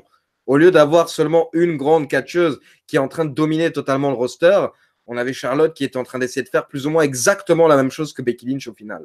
Donc, oui, bon, après, je vais utiliser une analogie qui date de 98. À l'été 98, juillet, août, jusqu'en septembre, où c'était presque acté officiellement, tu avais le Rock qui était twinner, donc mi-heel, mi-face. Et c'était une période absolument géniale. Et donc ça pourrait être le Becky Lynch de 98 ou Becky Lynch pourrait être le Rock de 2018-2019. Et Charlotte, c'est à l'époque, par contre, il y avait aussi Kane et Undertaker qui étaient buildés comme des heels monstres, les heels numéro 1. ça n'a pas empêché le Rock de devenir le Rock. Ça n'a pas empêché Kane et Undertaker d'être les heels numéro 1 avec leur feud contre Austin du King of the Ring 98 jusqu'à Breakdown où il y avait un match à 3. Donc, si Becky Lynch n'a pas réussi à percer alors qu'il y avait Charlotte Flair à côté d'elle, je pense pas qu'il faille en vouloir à Charlotte. C'est juste qu'elle est peut-être que Becky a pas encore la maturité et la profondeur pour rivaliser. Parce que si tu te laisses diminuer par une catcheuse, un catcheur ou enfin un élément qui viendra entraver tout ton succès, merde, excusez-moi, je pense que c'est pas la faute des éléments extérieurs. Oui, à ce moment-là, c'est C'est toi que qui c'est n'es mal pas géré, je prêt pense. pour être plus fort que ces éléments. Non, c'est pas faux. C'est pas faux. Maintenant, c'est clair que moi, vraiment, parfois, j'y repense à cette période fin des années 90 et je me dis, c'est quand même incroyable. On a vécu dans une période où à un moment, on avait Steve Austin et The Rock plus ou moins au top en même temps dans la même fédération. Et ça, limite, aujourd'hui, pour moi, c'est devenu inimaginable à la WWE, tellement, en fait, elle se concentre à chaque fois sur une personne trop à fond qu'elle n'arrive pas à faire co-vivre, cohabiter en même temps Ouais. deux superstars de cette magnitude. Alors qu'à la fin des 90, tu avais dans le même Raw, Rock et Steve Austin. Et je veux dire, à côté de ça, comme tu l'as dit, tu avais des mecs comme Taker et Kane qui étaient au top. Tu avais un mec comme Mankind qui recevait certaines des plus grosses pop du show. Je veux dire, on est passé d'un show qui était rempli de superstars à malheureusement, en fait, le schéma, c'est trop devenu, on se concentre sur une méga star. Et moi, j'ai beaucoup de mal Après, avec ce schéma. la situation est médiatiquement, elle n'est pas non plus la même. Aujourd'hui, on est dans un monde qui délaisse complètement la télé au profit d'Internet. Pour tout ce qui est séries télé et on va dire les programmes entre guillemets de contenu, plus personne ne regarde la télé. Ce qui fait qu'il y a une bascule qui s'opère sur les émissions télé où maintenant la demande elle est surtout axée sur les produits sportifs. Donc la WWE essaye de se mettre en produits sportifs. Donc c'est quand même quelque chose de spécifique. L'ère attitude la Monday Night War, on va dire de manière générale, parce qu'il y avait aussi la WCW, la ECW. De 97 à 2000, le catch, c'était un truc, c'était global, quoi. C'était national. Le catch, c'était la mode. Mm. Aujourd'hui, 20 ans plus tard, c'est difficile à concevoir, je trouve. Ouais, Mais c'est ouais, clair. c'est la réalité. En 98-99, être fan de catch, c'était cool, quoi. Mettre des t-shirts de catch, c'était cool. Tout le monde regardait du catch. Aujourd'hui, on est. J'ai vu qu'à Raw, là, j'ai vu les audiences ce matin, j'ai vu qu'ils ont fait une des plus grosses chutes entre la première et la troisième heure. Mhm. Entre la première heure et la troisième heure, il y a eu 25% de personnes en moins qui regardent le show. En termes de rating, je sais pas combien, peut-être on est aux alentours de 2,2, je sais pas. Mhm. Le segment le plus regardé, c'était le This Is Your Life, le 27 septembre 99, où Yes. Mankind fait La fête pour The Rock. le segment avec le Rock. Le rating, c'était 8,1. Ouais. Et à l'époque, il y avait moins de chaînes télé, il y avait moins de contenu. Donc à l'époque, tout le monde regardait du catch. Et si les gens regardaient pas Raw, ils regardaient la C'est WCW. ça. Ce qu'il faut se dire, c'est que pendant qu'il y avait 8,1 à Raw, il y avait à peu près 7 ou 6 pendant ce temps qui regardaient Nitro, Fin quoi. 99, peut-être pas autant, mais c'est clair qu'en rating cumulé, pendant la Monday Night War, il y avait, je crois qu'on était à 10 ou 12 millions de personnes qui Incroyable, regardaient quoi. ça, quoi. Tiens, pour Mais le prochain podcast, rappelle-le-moi, je vais reprendre mon bouquin, la face cachée du catch, parce qu'il y a yes. un petit passage justement sur les achats de pay-per-view et les audiences télé. Ouais, non, Ce parce que serait c'est bien de donner intéressant quand des même. chiffres pour le prochain podcast Exactement, qu'on que se les rende gens compte. imaginent à quel point, en fait, c'était. Mais tout le monde, en fait, particulièrement aux États-Unis, hein, je veux dire particulièrement aux États-Unis, mais tout le monde était dans le catch. Ils en parlaient dans les grandes séries mainstream. Tous les rappeurs parlaient de catch et les rappeurs apparaissaient même, je veux dire, dans les shows de catch, quoi. Mike Tyson apparaissait à la WWE, Jay Leno apparaissait à la WCW, donc c'était vraiment tous les États-Unis, en fait, parlaient de la WWE et de la WCW à cette époque. C'est Ouais. inimaginable comme truc, quoi. Ah ouais, il y avait les. Ouais, c'était en 84.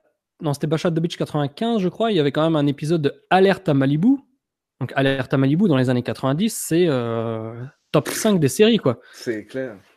À l'époque, sur TF1, c'était le journal de 13h le samedi. Ensuite, il y avait Reportage, ça s'appelait? Mhm. C'était ça, un reportage? Ou alors il y avait Walker Texas Ranger et ensuite il y avait Alerte à Malibu. Mm. Et il n'y avait pas 30 000 séries à l'époque. Il n'y avait pas Netflix. Enfin, Netflix, moi je regarde pas, ça m'intéresse pas trop, mais je sais que sur Netflix, il y a des, je sais pas combien de centaines de séries. Aujourd'hui, il y a trop de trucs. Je veux dire, le catch est toujours un reflet de la. Et là, on a 1 heure de show, on n'a toujours pas parlé de SmackDown. Mais à l'époque, ouais, le fait qu'il y ait des catcheurs avant même l'ère Attitude à Alerte à Malibu, ça montre l'engouement populaire autour du catch. Aujourd'hui, il n'y a plus d'engouement populaire. Les gens qui regardent du catch sont au moins un peu fans de catch. Il n'y a plus des gens qui vont voir du catch comme moi, je vais voir un concert de, je sais pas moi, Lady Gaga par curiosité, tu vois, pour voir le C'est spectacle, ça. pour vivre quelque chose d'un peu différent. À l'époque, les gens, ils allaient voir du catch comme ils vont voir le foot, en fait, quoi. Ouais, parce que tu disais, mais attends, il paraît que la foule est tellement folle, il paraît que l'ambiance est tellement bien, etc., que même si tu connais pas les rivalités, tu vas t'amuser en fait, rien qu'à cause de l'ambiance, c'est comme si tu allais à un concert. Alors que maintenant, c'est plus quand même la même vibes. C'est la PWG ou les petites indépendantes qui vont avoir ce genre de réputation. Mais c'est plus Raw et SmackDown, etc. Alors que clairement, t'allais à Nitro ou à Raw, bah, tu savais que t'allais avoir la foule qui allait gueuler pendant 2 heures. T'allais voir des filles pas très habillées. Je veux dire, ils te faisaient venir, quoi. Bien Ils taxé. savaient comment parler au public général, quoi. Et il y a un truc, moi, qui me manque beaucoup dans le catch, et après, on va continuer avec SmackDown, parce que sinon, on s'en sort pas. Les filles pas très habillées, justement. Non, non, non, ça va, ça va, ça va. Ceux qui ont le network, allez regarder des Raw de 98-99 et regardez juste le segment d'ouverture. Quand les commentateurs disent ouais, bienvenue, on est à machin, et puis là, ils filment la foule. Les pancartes. Les pancartes. C'est-à-dire Putain. au début des shows, on voyait pas la foule. J'exagère, mais c'est presque ça. On Non, voyait c'est pas la vrai. foule C'est vrai. tellement il y avait de pancartes pour balancer des messages, des trucs. Et ça, ça montre la connexion qu'il y avait avec le public à l'époque. Aujourd'hui, il n'y a plus rien, il n'y a plus de pancarte. Tu prends une pancarte, si elle me marqué HBK, à la limite, on va te la mettre à la poubelle. Oh non, il y a la retraite. Mais en plus, c'était des pancartes légendaires. Il y a un compte sur Twitter, là, je ne saurais pas vous donner le compte exact, je vous le posterai plus tard. C'est un compte qui est spécialisé sur les Attitude Era Signs. Ah, je Et connais en pas gros, ça. il te sort tous les signs mythiques en fait de la fin des années 90. Et je veux dire, bah, ce qui est fou, c'est qu'apparemment, à ce moment-là, clairement, il y avait aucun contrôle. Tu pouvais rentrer, mais alors avec n'importe quoi sur ta pancarte, ce qui fait que forcément, parfois c'est très sexuel, parfois c'est très des insultes, etc. Mais toujours très ironique, beaucoup de second degré. Je vous mettrai le lien sur Twitter pour ceux qui me suivent. Très bien. Donc ensuite, il y a bon ça, il y a eu Asuka qui est arrivé. Ça, enfin grosso modo, c'était le même truc que la semaine dernière. Et ça a évolué en Mandy Rose accompagnée de Sonya Deville qui bat Naomi. Mhm. Match à l'issue duquel il y a Jimmy Uso qui vient. Non, c'est Jay. Non, c'est Jimmy. Jimmy, ouais. Jimmy qui vient la sauver, enfin la réconforter plutôt. Voilà, qu'est-ce que ça t'inspire cette feud qui a duré 2 semaines là, avec Totalement aucun intérêt. Pour moi, personnellement, je veux dire, c'est pour combler, mais personnellement, j'en ai rien à faire. Sachant que Mandy Rose et Sonia Deville vont elles aussi bientôt être dans la division par équipe. Mhm. Donc, à la limite, si c'était pour avoir Naomi avec une partenaire, j'aurais compris. Mais je veux dire, là, honnêtement, je vois pas trop le but. En plus, là, à la fin du segment, ils avaient l'air de vouloir créer un petit peu de dissension au sein du couple, avec Jimmy Uso qui avait l'air de vouloir calmer Naomi et Naomi qui disait T'inquiète, ça va. Mais je veux dire, Yann, toi, tu es marié. Ah bon? Ah, je Quand suis on allé au gym là, j'ai pas Ah ma. bah voilà. Quand on te dit ça va, habituellement, on m'a toujours dit que c'est la pire réponse. Tu vois donc, je sais pas, je comprends pas. C'est cool d'avoir. Enfin, c'est pas cool. Il faut un petit peu de tout, je pense. Donc, ça, c'est les rivalités un petit peu soap opera, comme on dit, mais moi, ça m'intéresse pas du tout. Bon, on a pu voir Mandy Rose dans une tenue sexy dans une chambre d'hôtel. C'est le seul point positif de ces deux Oh, enfin, semaines, je dirais. sa tenue sexy, je la C'était même trouvais. pas fou, ouais, c'était même pas fou, quoi. Ce que je te disais sur WhatsApp, sa tenue sexy, elle est moins sexy que sa tenue de catch. Donc, à la limite, la meuf, si elle m'attend comme ça à la chambre d'hôtel, je dis bah attends, on retourne à la salle parce que c'est plus excitant, quoi. Mais moi, j'espère que Jimmy Uso, il finit par la tromper avec Mandy Rose. Allez, c'est pas. J'espère que c'est pas fini, moi. Non, moi j'espère que. Non, comme on l'avait dit la semaine dernière, je veux dire, quand elle a donné sa carte d'hôtel à Jimmy Uso, Jimmy Uso, si c'était un chic type, il aurait dû donner à son frère jumeau. Chambre C'est- 69. Tu la donnes à ton frère jumeau et tu fais croquer le frère jumeau, je veux dire, c'est les mêmes. Mais ouais, non, ce genre d'angle, moi, ça m'intéresse pas du tout, quoi. Peut-être que c'est pour les meufs, peut-être que c'est pour essayer d'intéresser les meufs au segment en se disant, tiens, on va leur faire les feux de l'amour. Mais ouais, voilà, non, aucun intérêt. Ouais. Next, qu'est-ce qu'on avait? Je regarde mes notes. Ah oui, ensuite on a Salade César contre le Miz. Ouais, écoute, ça c'est une autre.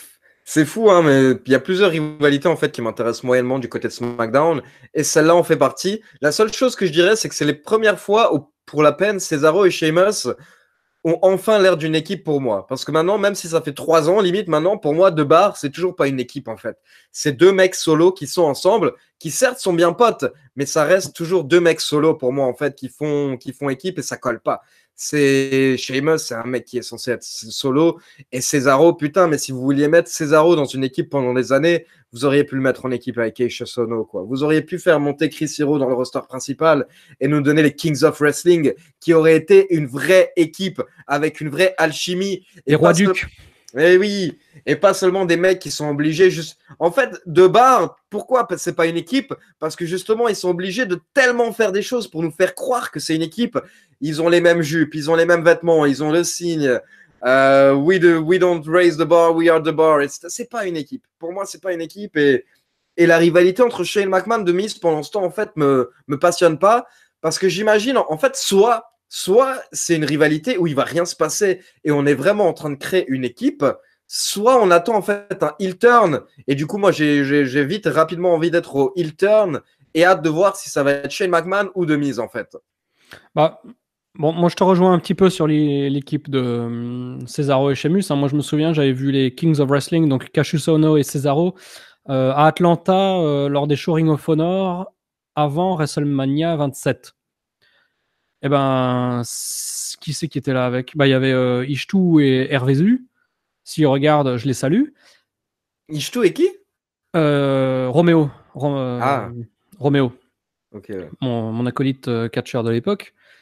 C'était une équipe, mais incroyable, quoi. La réaction qu'ils arrivaient à générer avant, pendant, après les matchs, avec leur thème, et puis c'est des amis de, entre guillemets, d'enfance, tu vois. Comme tu le dis, c'est des choses qui se sentent. Et Cesaro Sheamus, il n'y a pas une alchimie. Ils sont mis ensemble, comme tu dis. Donc pour moi, la sauce, elle a jamais pris. Et pour ce qui est du heel turn, bon, moi, je vois pas Shane McMahon catcher régulièrement. Donc je pense pas qu'ils aient vocation à devenir une tag team. Ils ont peut-être vocation à devenir une tag team jusqu'à WrestleMania. Ils gagnent les championnats là-bas et puis après, il y a du rififi ou quelque chose. Moi, je vois plutôt un heel turn de Shane McMahon pour que Miz. Parce que le Miz, il est bon quand même, je veux dire, il est bon. Ah, il est très Il bon. est irréprochable, on va dire, à beaucoup de niveaux. Moi, j'aimerais bien qu'il soit face, mais pas un face forcé, tu vois. Qu'il continue à être qui il est, sans travestir son comportement, sans travestir tous ses atouts. Donc, en ne changeant rien, en changeant simplement qui lui a fait quoi pour qu'il ait cette bascule heel-face. Et à partir de là, moi, j'aimerais bien voir le mise face comme ça. Enfin, pas un vrai face souriant, tu vois, comme il a pu l'être auparavant. Ouais, comme je dis, qui reste le même, mais qui soit booké contre des heals. Moi, je demande à voir. Je demande à voir parce que je suis persuadé que The Miz peut être suivi en tant que face. Parce que The Miz, pour la peine, quand tu l'écoutes dans des interviews, honnêtement, le gars, c'est un bon type. C'est un putain de bon type et c'est un mec, vraiment, j'ai envie de dire, comme toi, comme moi, c'est un mec qui sort un petit peu de nulle part et qui a main eventé WrestleMania contre John Cena et qui a battu John Cena à WrestleMania pour le championnat du monde, quoi, je veux dire. C'est un mec qui est sorti de la télé-réalité, qui avait aucune chance. Son personnage est quelqu'un qui se la pète incroyablement à la télé, mais quand tu l'écoutes dans des interviews, le gars est vraiment très cool. Tous les catcheurs le disent unanimement que The Miz est une des personnes qui travaille le plus pour la fédération.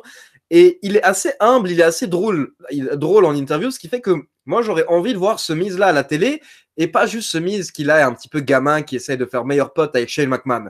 Donc si imaginons qu'il y a un heel turn de McMahon et que cela mène à une trahison qui derrière en fait permet à The Miz de vraiment faire le face qui se bat en fait pour quelque chose parce qu'il se bat pour l'idée en fait justement de cette amitié où au final il a été trahi et qu'on arrive à voir un Miz un peu plus sérieux, un peu plus homme, j'ai envie de dire, parce que là il est pas vraiment en mode homme, il est un peu en mode gamin ado.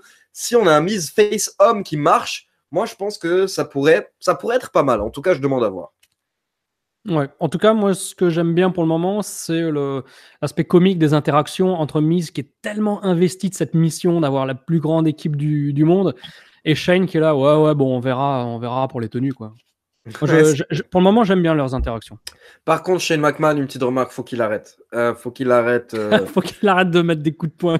Alors, non, mais tu sais quoi, je veux dire, déjà, ça, honnêtement, moi, je serais le catcheur qui sont en face, je veux dire, ça, c'est déjà fait, hein. Parfois, les catcheurs, justement, quand ils veulent que vraiment l'intensité ressorte, avant le match, ils vont se voir et ils font, écoute, surtout, n'hésite pas à bien mettre les coups.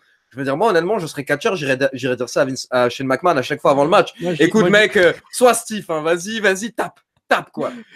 Moi, je lui dirais, n'hésite pas à taper parce que tu vas voir le big boot que je vais te mettre. T'as vu ce ralenti, quoi. Non, mais Sheamus, merde, quoi. Putain, Sheamus.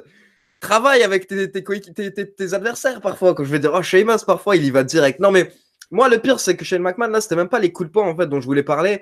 C'est les sauts de la troisième corde.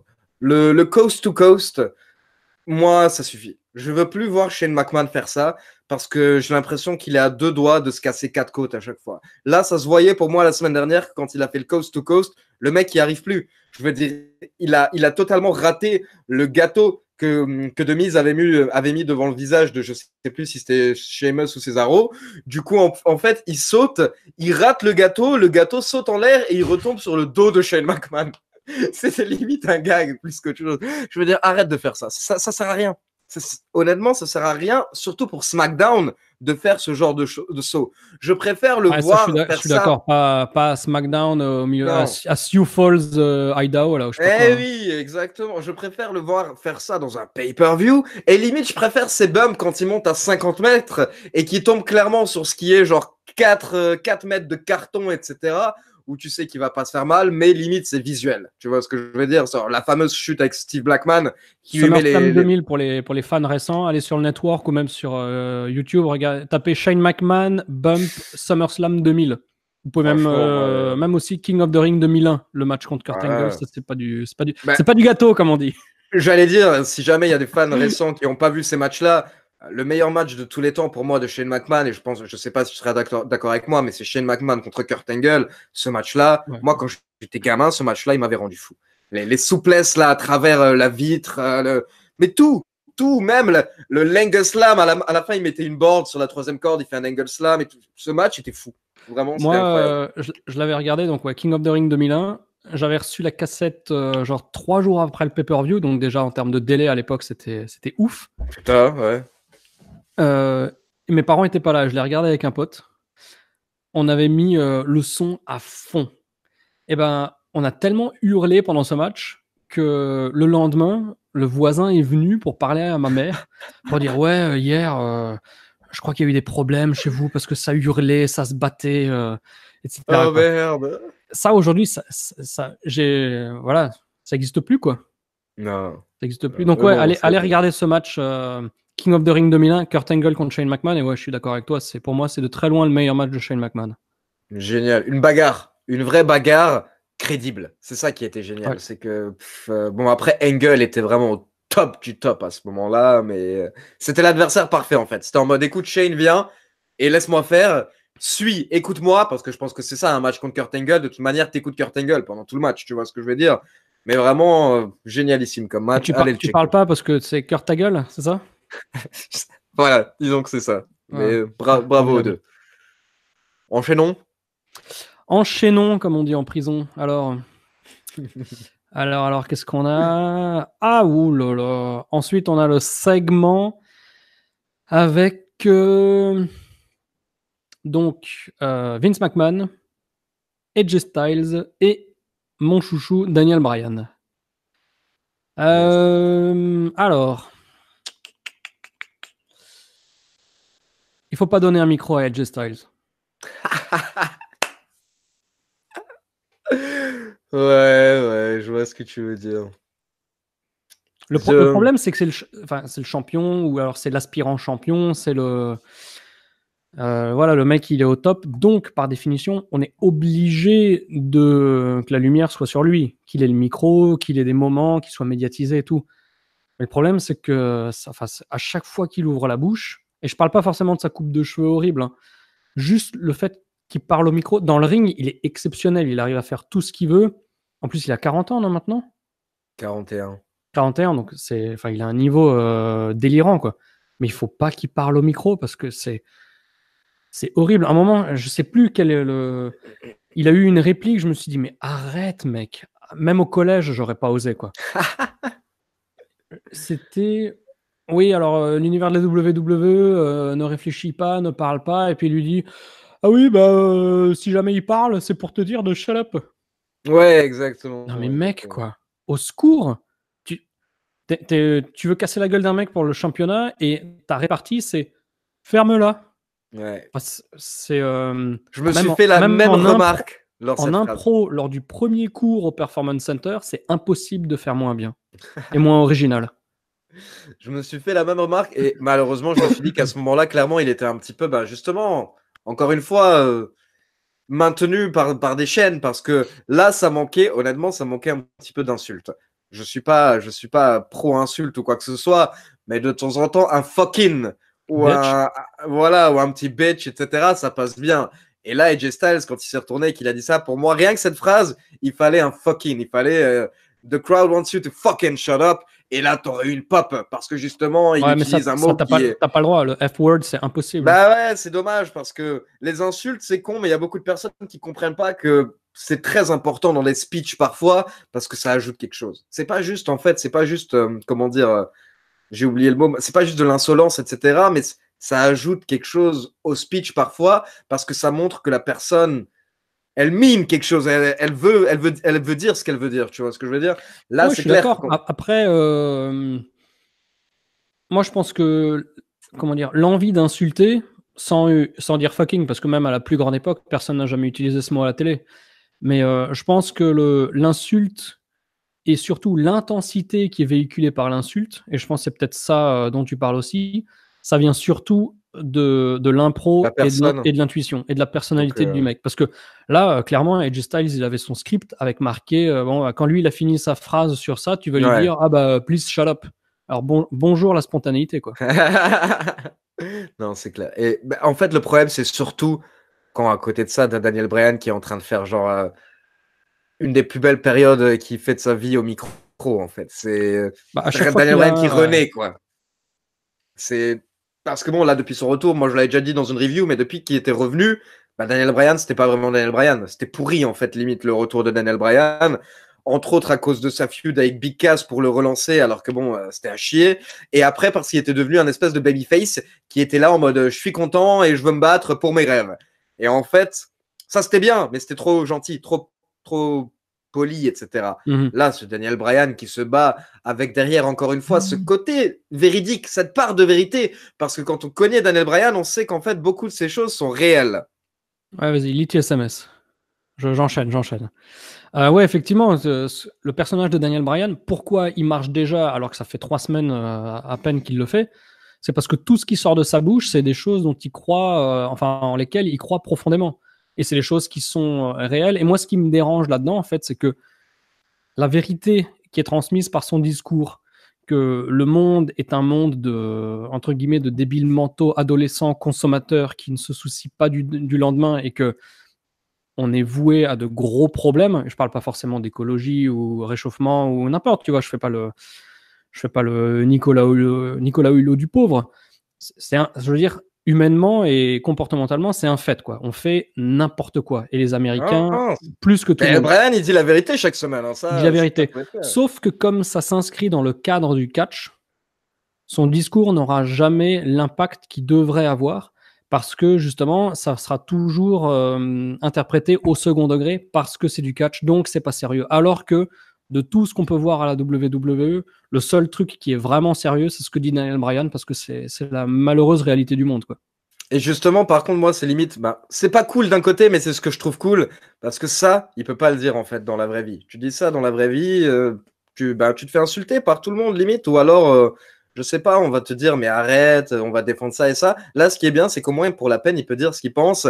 Et limite, ce qu'il a dit à Vince McMahon, je veux dire, c'est totalement vrai, quoi. Je veux dire, ça, c'était fabuleux. Et moi j'ai bien aimé parce que Vince, on a l'impression que pendant 10 minutes, il savait pas ce qui se passait, quoi.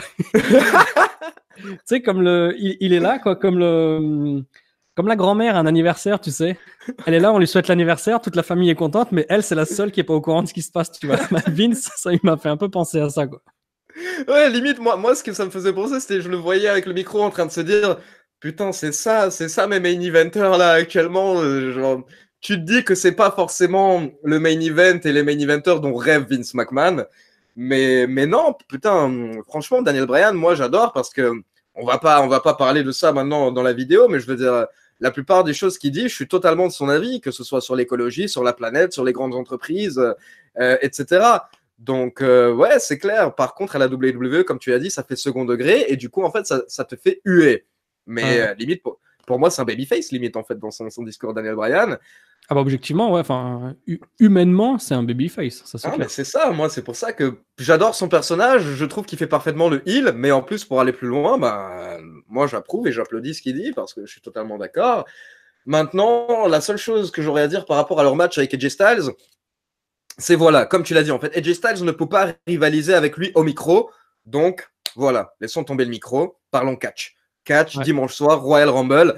Royal Rumble, un des 4 plus grands pay-per-view de l'année. Sachant déjà que leur dernier match en pay-per-view était vraiment pas mal, là, pour le Royal Rumble, je m'attends à un match génialissime. Je m'attends à donnez-nous tout, pétez-vous la gueule et il faut qu'on ait un match 5 star entre guillemets, quoi. Sauf si le 5 star, il est prévu pour WrestleMania. On sait pas. Ça à voir et justement je me demande clairement en fait ce qui va se passer. Du côté de SmackDown, j'ai aucune idée de ce qui va se passer pour WrestleMania. Je suis totalement perdu. Je me demande s'ils vont laisser le titre sur Daniel Bryan ou s'ils vont le donner à AJ Styles. Et du coup, à ce moment-là, qui pourrait affronter ces personnes-là? Parce que AJ Styles a déjà fait le tour de plus ou moins la plupart des main eventers à SmackDown actuellement. Donc en fait, on ne peut pas avoir AJ Styles, je pense, en champion cette année à WrestleMania. On aurait un match qu'on a déjà vu l'année dernière à SmackDown. C'est-à-dire contre Nakamura. Bah, par exemple, que ce soit contre Nakamura ou contre Samoa Joe, que ce soit contre Nakamura ou contre Samoa Joe, qui sont en gros les deux heels actuellement à SmackDown, c'est des matchs qu'on a vus 10 fois l'année dernière. Donc, Pourquoi pas un match à 3? pourquoi pas? Honnêtement, pourquoi pas à ce moment-là faire ça à SmackDown? Ouais. Est-ce que tu l'avais regardé le match que j'avais mis dans ma vidéo? Là, j'avais mis un lien. Dans quelle vidéo? Bonne question.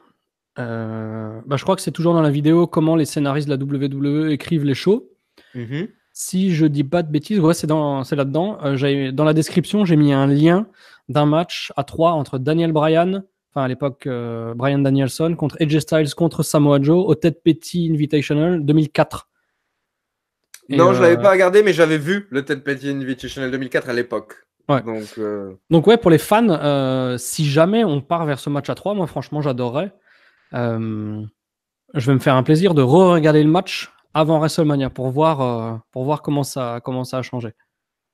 Ok. Ouais, non, mais pourquoi pas? Franchement, un match à 3. D'ailleurs, AJ Styles et Samoa Joe ont une revanche à prendre sur leur dernier match à 3. Parce que je sais pas si. Tu te souviens du match qu'ils avaient eu mythique à la TNA, Samoa Joe, AJ Styles et Christopher Daniels? Oui, c'était lors de Unbreakable 2005. Voilà. C'était un Ultimate X, ça s'appelait, je crois, ces matchs. Non, eux, c'était un match à 3 normal. Ah, d'accord, c'était un match à 3 Ultimate X, normal. c'est le machin où il y a les câbles suspendus. Ok. Et en gros, justement, AJ Styles racontait que durant ce match a été reconnu comme un des plus grands matchs de l'histoire de la TNA. À l'époque, c'était même, il disait, le meilleur match de la fédération.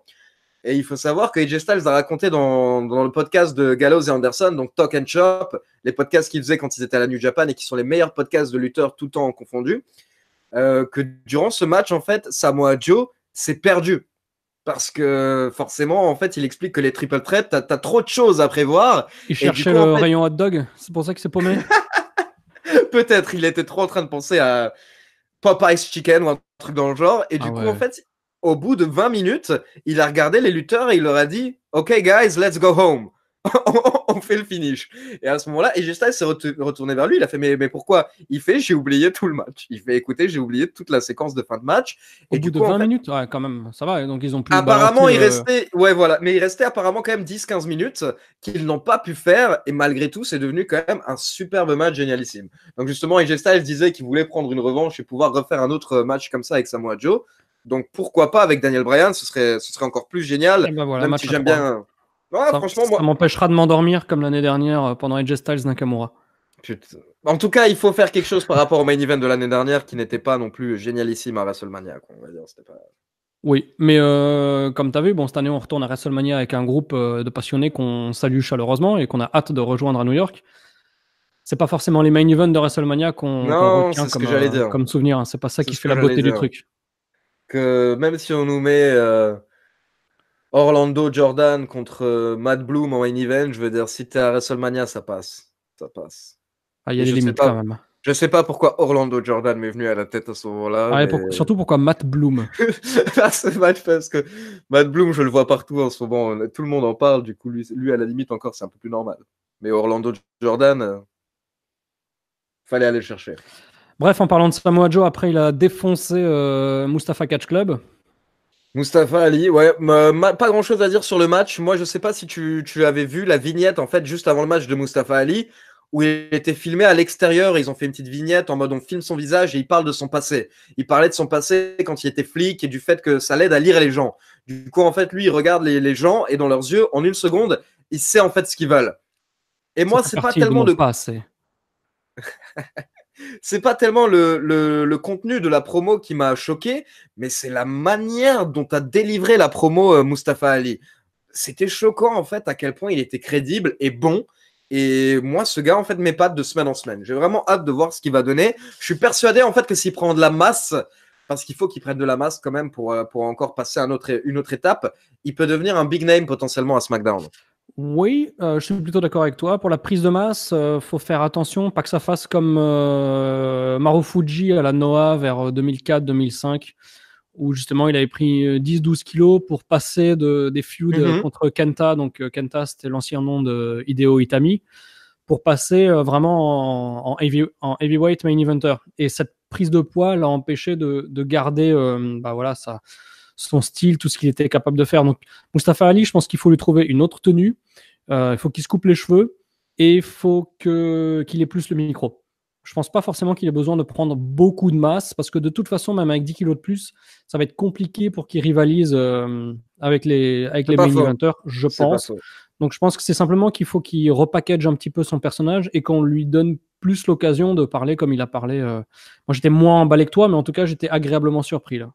Ouais, non, franchement, pour quelqu'un qui débute quand même à SmackDown depuis 2 semaines, qui est pas pris au sérieux, enfin, c'est pas qu'il est pas pris au sérieux, mais je veux dire, 205 Live est pas pris au sérieux. Donc, bon, quand tu es à 205 Live, c'est compliqué d'avancer. Et il le raconte. Pour ceux qui n'ont pas écouté, il a fait le podcast de Chris Jericho il y a 2 semaines. Donc, pour ceux qui parlent anglais, vraiment, je vous le conseille parce qu'encore une fois, Chris Jericho, c'est un des meilleurs podcasts chaque semaine. Et celui avec Mustafa Ali est vraiment génial parce qu'il explique en fait comment c'est arrivé son passage à SmackDown.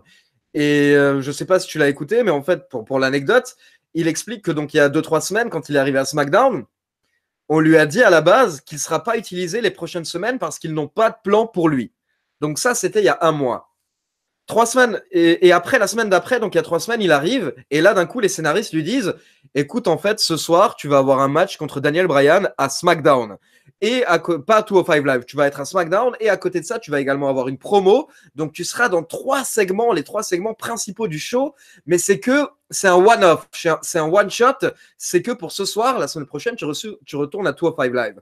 Donc Mustafa Ali s'est dit, ok, c'est pas grave, en tout cas, c'est déjà une opportunité de malade. Je vais essayer d'en prendre parti.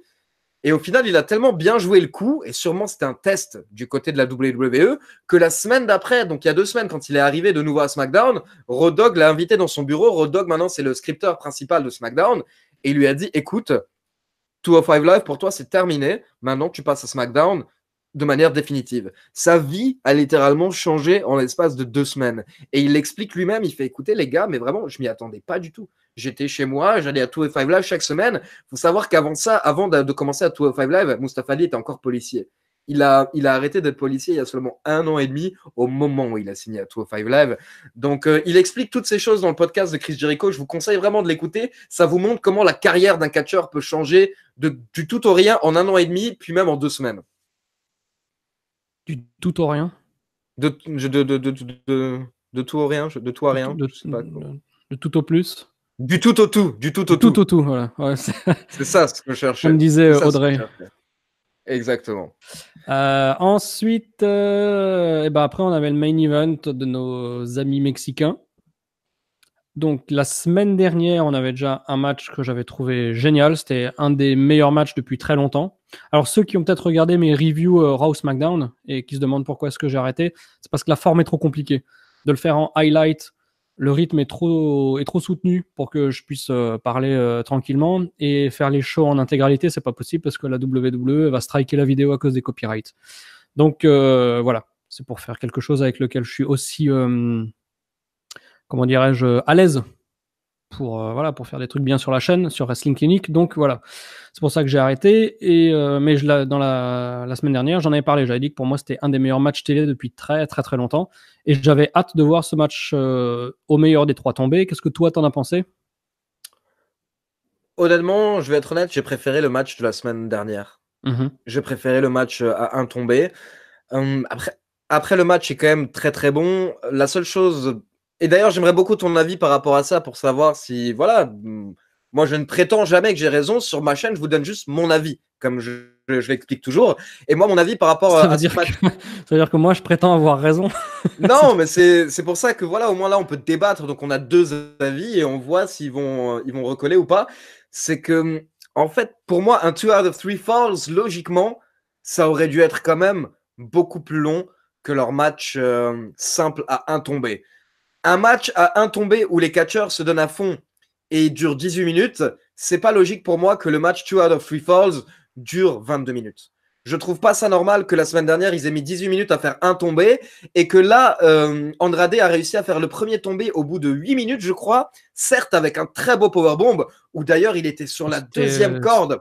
Peut-être en comptant les pubs, ouais, mais c'était extrêmement rapide. Bon, c'est clair que Ouais, le powerbomb, il était assez ouf.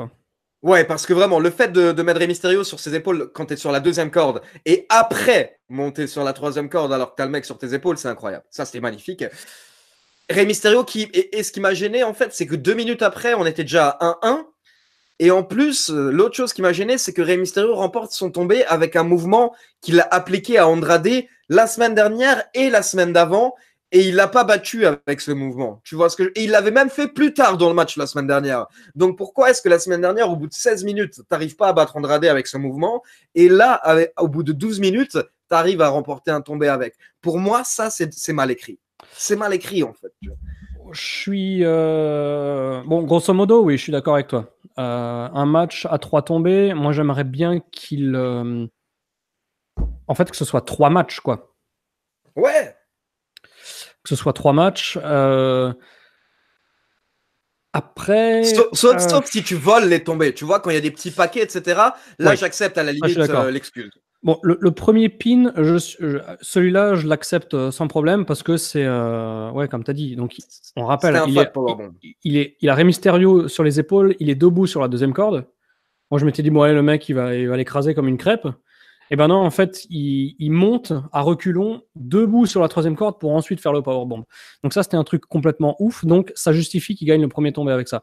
Après que Rey Mysterio égalise très rapidement après sur un move qu'il avait déjà porté la semaine précédente, mais c'était pas fructueux, je suis d'accord que c'est pas le bon... Voilà, ça enlève de ce que doit être un match à 3 tombées, c'est-à-dire 3 petits matchs dans un. Après, on peut aussi penser que c'est un peu le syndrome match de coupe pour une grande équipe, tu vois, ou pour n'importe qui. Les gens se disent, bon, allez, si je perds ce tombé, c'est pas si grave, je préfère me récupérer plutôt que tenter de me dégager. Je préfère perdre maintenant pour être plus apte à revenir pour tenter de gagner le prochain tombé. On peut avoir ce point de vue-là, mais je pense que c'est une réflexion qui est déjà trop poussée pour que ce soit intégré par... Honnêtement, c'est la seule chose que je me dis parfois moi-même pour essayer de me calmer. Je me dis exactement cet argument parce que je l'avais déjà lu en ligne et voilà, je me dis oui, allez, à la limite, peut-être que c'est une stratégie, mais comme tu l'as dit, je pense pas que ce soit réfléchi comme ça, quoi. Est-ce qu'il y a quelqu'un qui télécharge chez toi? Parce que l'image, elle est toute pixelisée maintenant. Chez toi, Non, on te voit non, moins bien. non, je ne crois pas, non. Mais bon, il n'en reste pas moins que c'était un superbe match. Enfin, il faut pas oublier que Rey Mysterio, il a combien? 42, 3, 4? Je dirais 43, ouais. Bon, grosso modo, le mec, ça fait presque 30 ans qu'il catch. Et il a le même niveau qu'il y a 20 ans, quoi. Ça, honnêtement, c'est inimaginable et je pense qu'on se rend pas compte à quel point c'est fou. Ouais. À quel point c'est fou de voir un Rey Mysterio aussi fluide, aussi rapide, aussi souple. Euh, Comme on l'avait dit, en fait, moi, ce qui me faisait délirer, c'est que le problème du match entre Rey Mysterio et pas Sin Cara, Andrade Cien Almas, c'est que malheureusement, en fait, pas beaucoup de personnes peuvent avoir ce genre de match.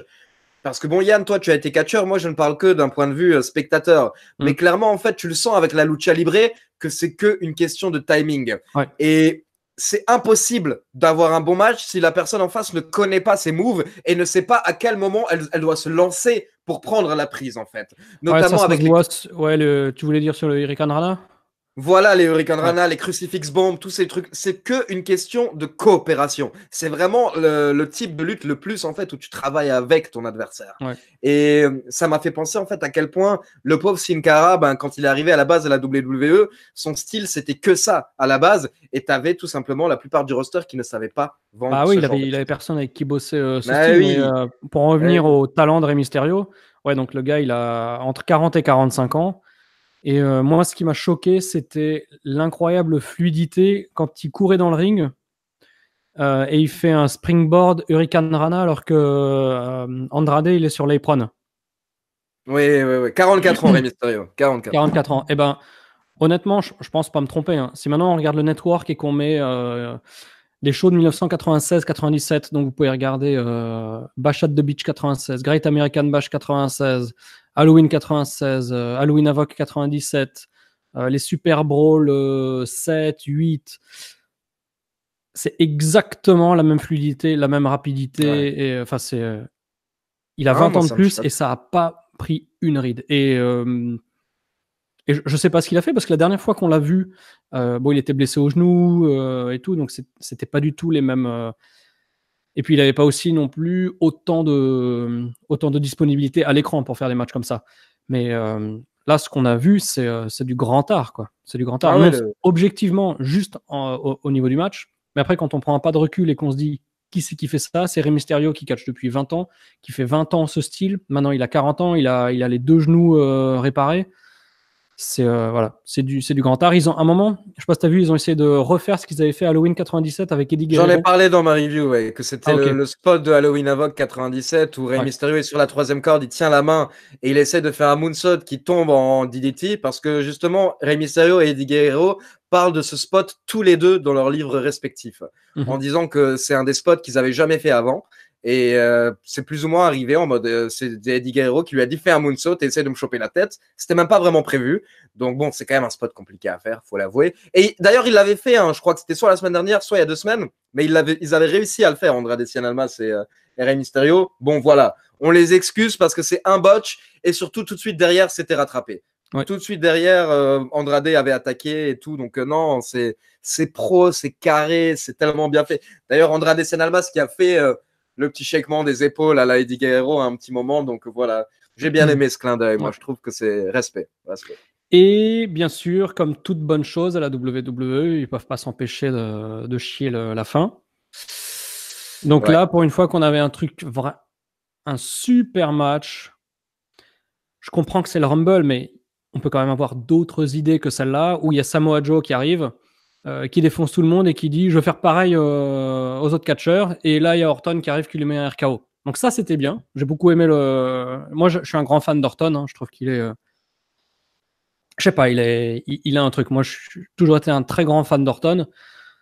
Mais quel gâchis de faire ce finish sur un match comme ça, si c'est la fin. Parce que si jamais ils se réaffrontent, moi j'ai lu des rumeurs sur un masque contre cheveux à WrestleMania ou des matchs comme ça, why not? Mais si c'est la fin de leur, entre guillemets, petite rivalité, pour le moment, c'est très dommage qu'elle se soit terminée sur une intervention de Joe. Ouais, je suis d'accord. Après, justement, je pense que, enfin, Je pense pas, tu sais pourquoi c'était fait aussi, c'est parce que voilà, la WWE ne souhaitait pas perdre, je pense, aucun des deux. Donc bon, c'était la solution de facilité. Parce que sinon, Joe aurait pu aussi intervenir à ce moment-là après un résultat de match. Sinon, tu vois ce que je veux dire? Ils auraient pu donner la victoire à un des deux et faire le même finish après. Joe qui arrive malgré tout et qui défonce les deux. Ouais. Mais là, au final, le but, c'était clairement de bon, allez, on veut pas faire perdre Rey Mysterio, on veut pas faire perdre Andrade Cien Almas. On donne un bon match. Et après, vu que c'est SmackDown, au final, ça reste SmackDown. Donc bon, des fake finishes en SmackDown, on peut pas s'en plaindre. C'est le show hebdomadaire. Le but du show hebdomadaire, c'est de nous vendre les pay-per-view.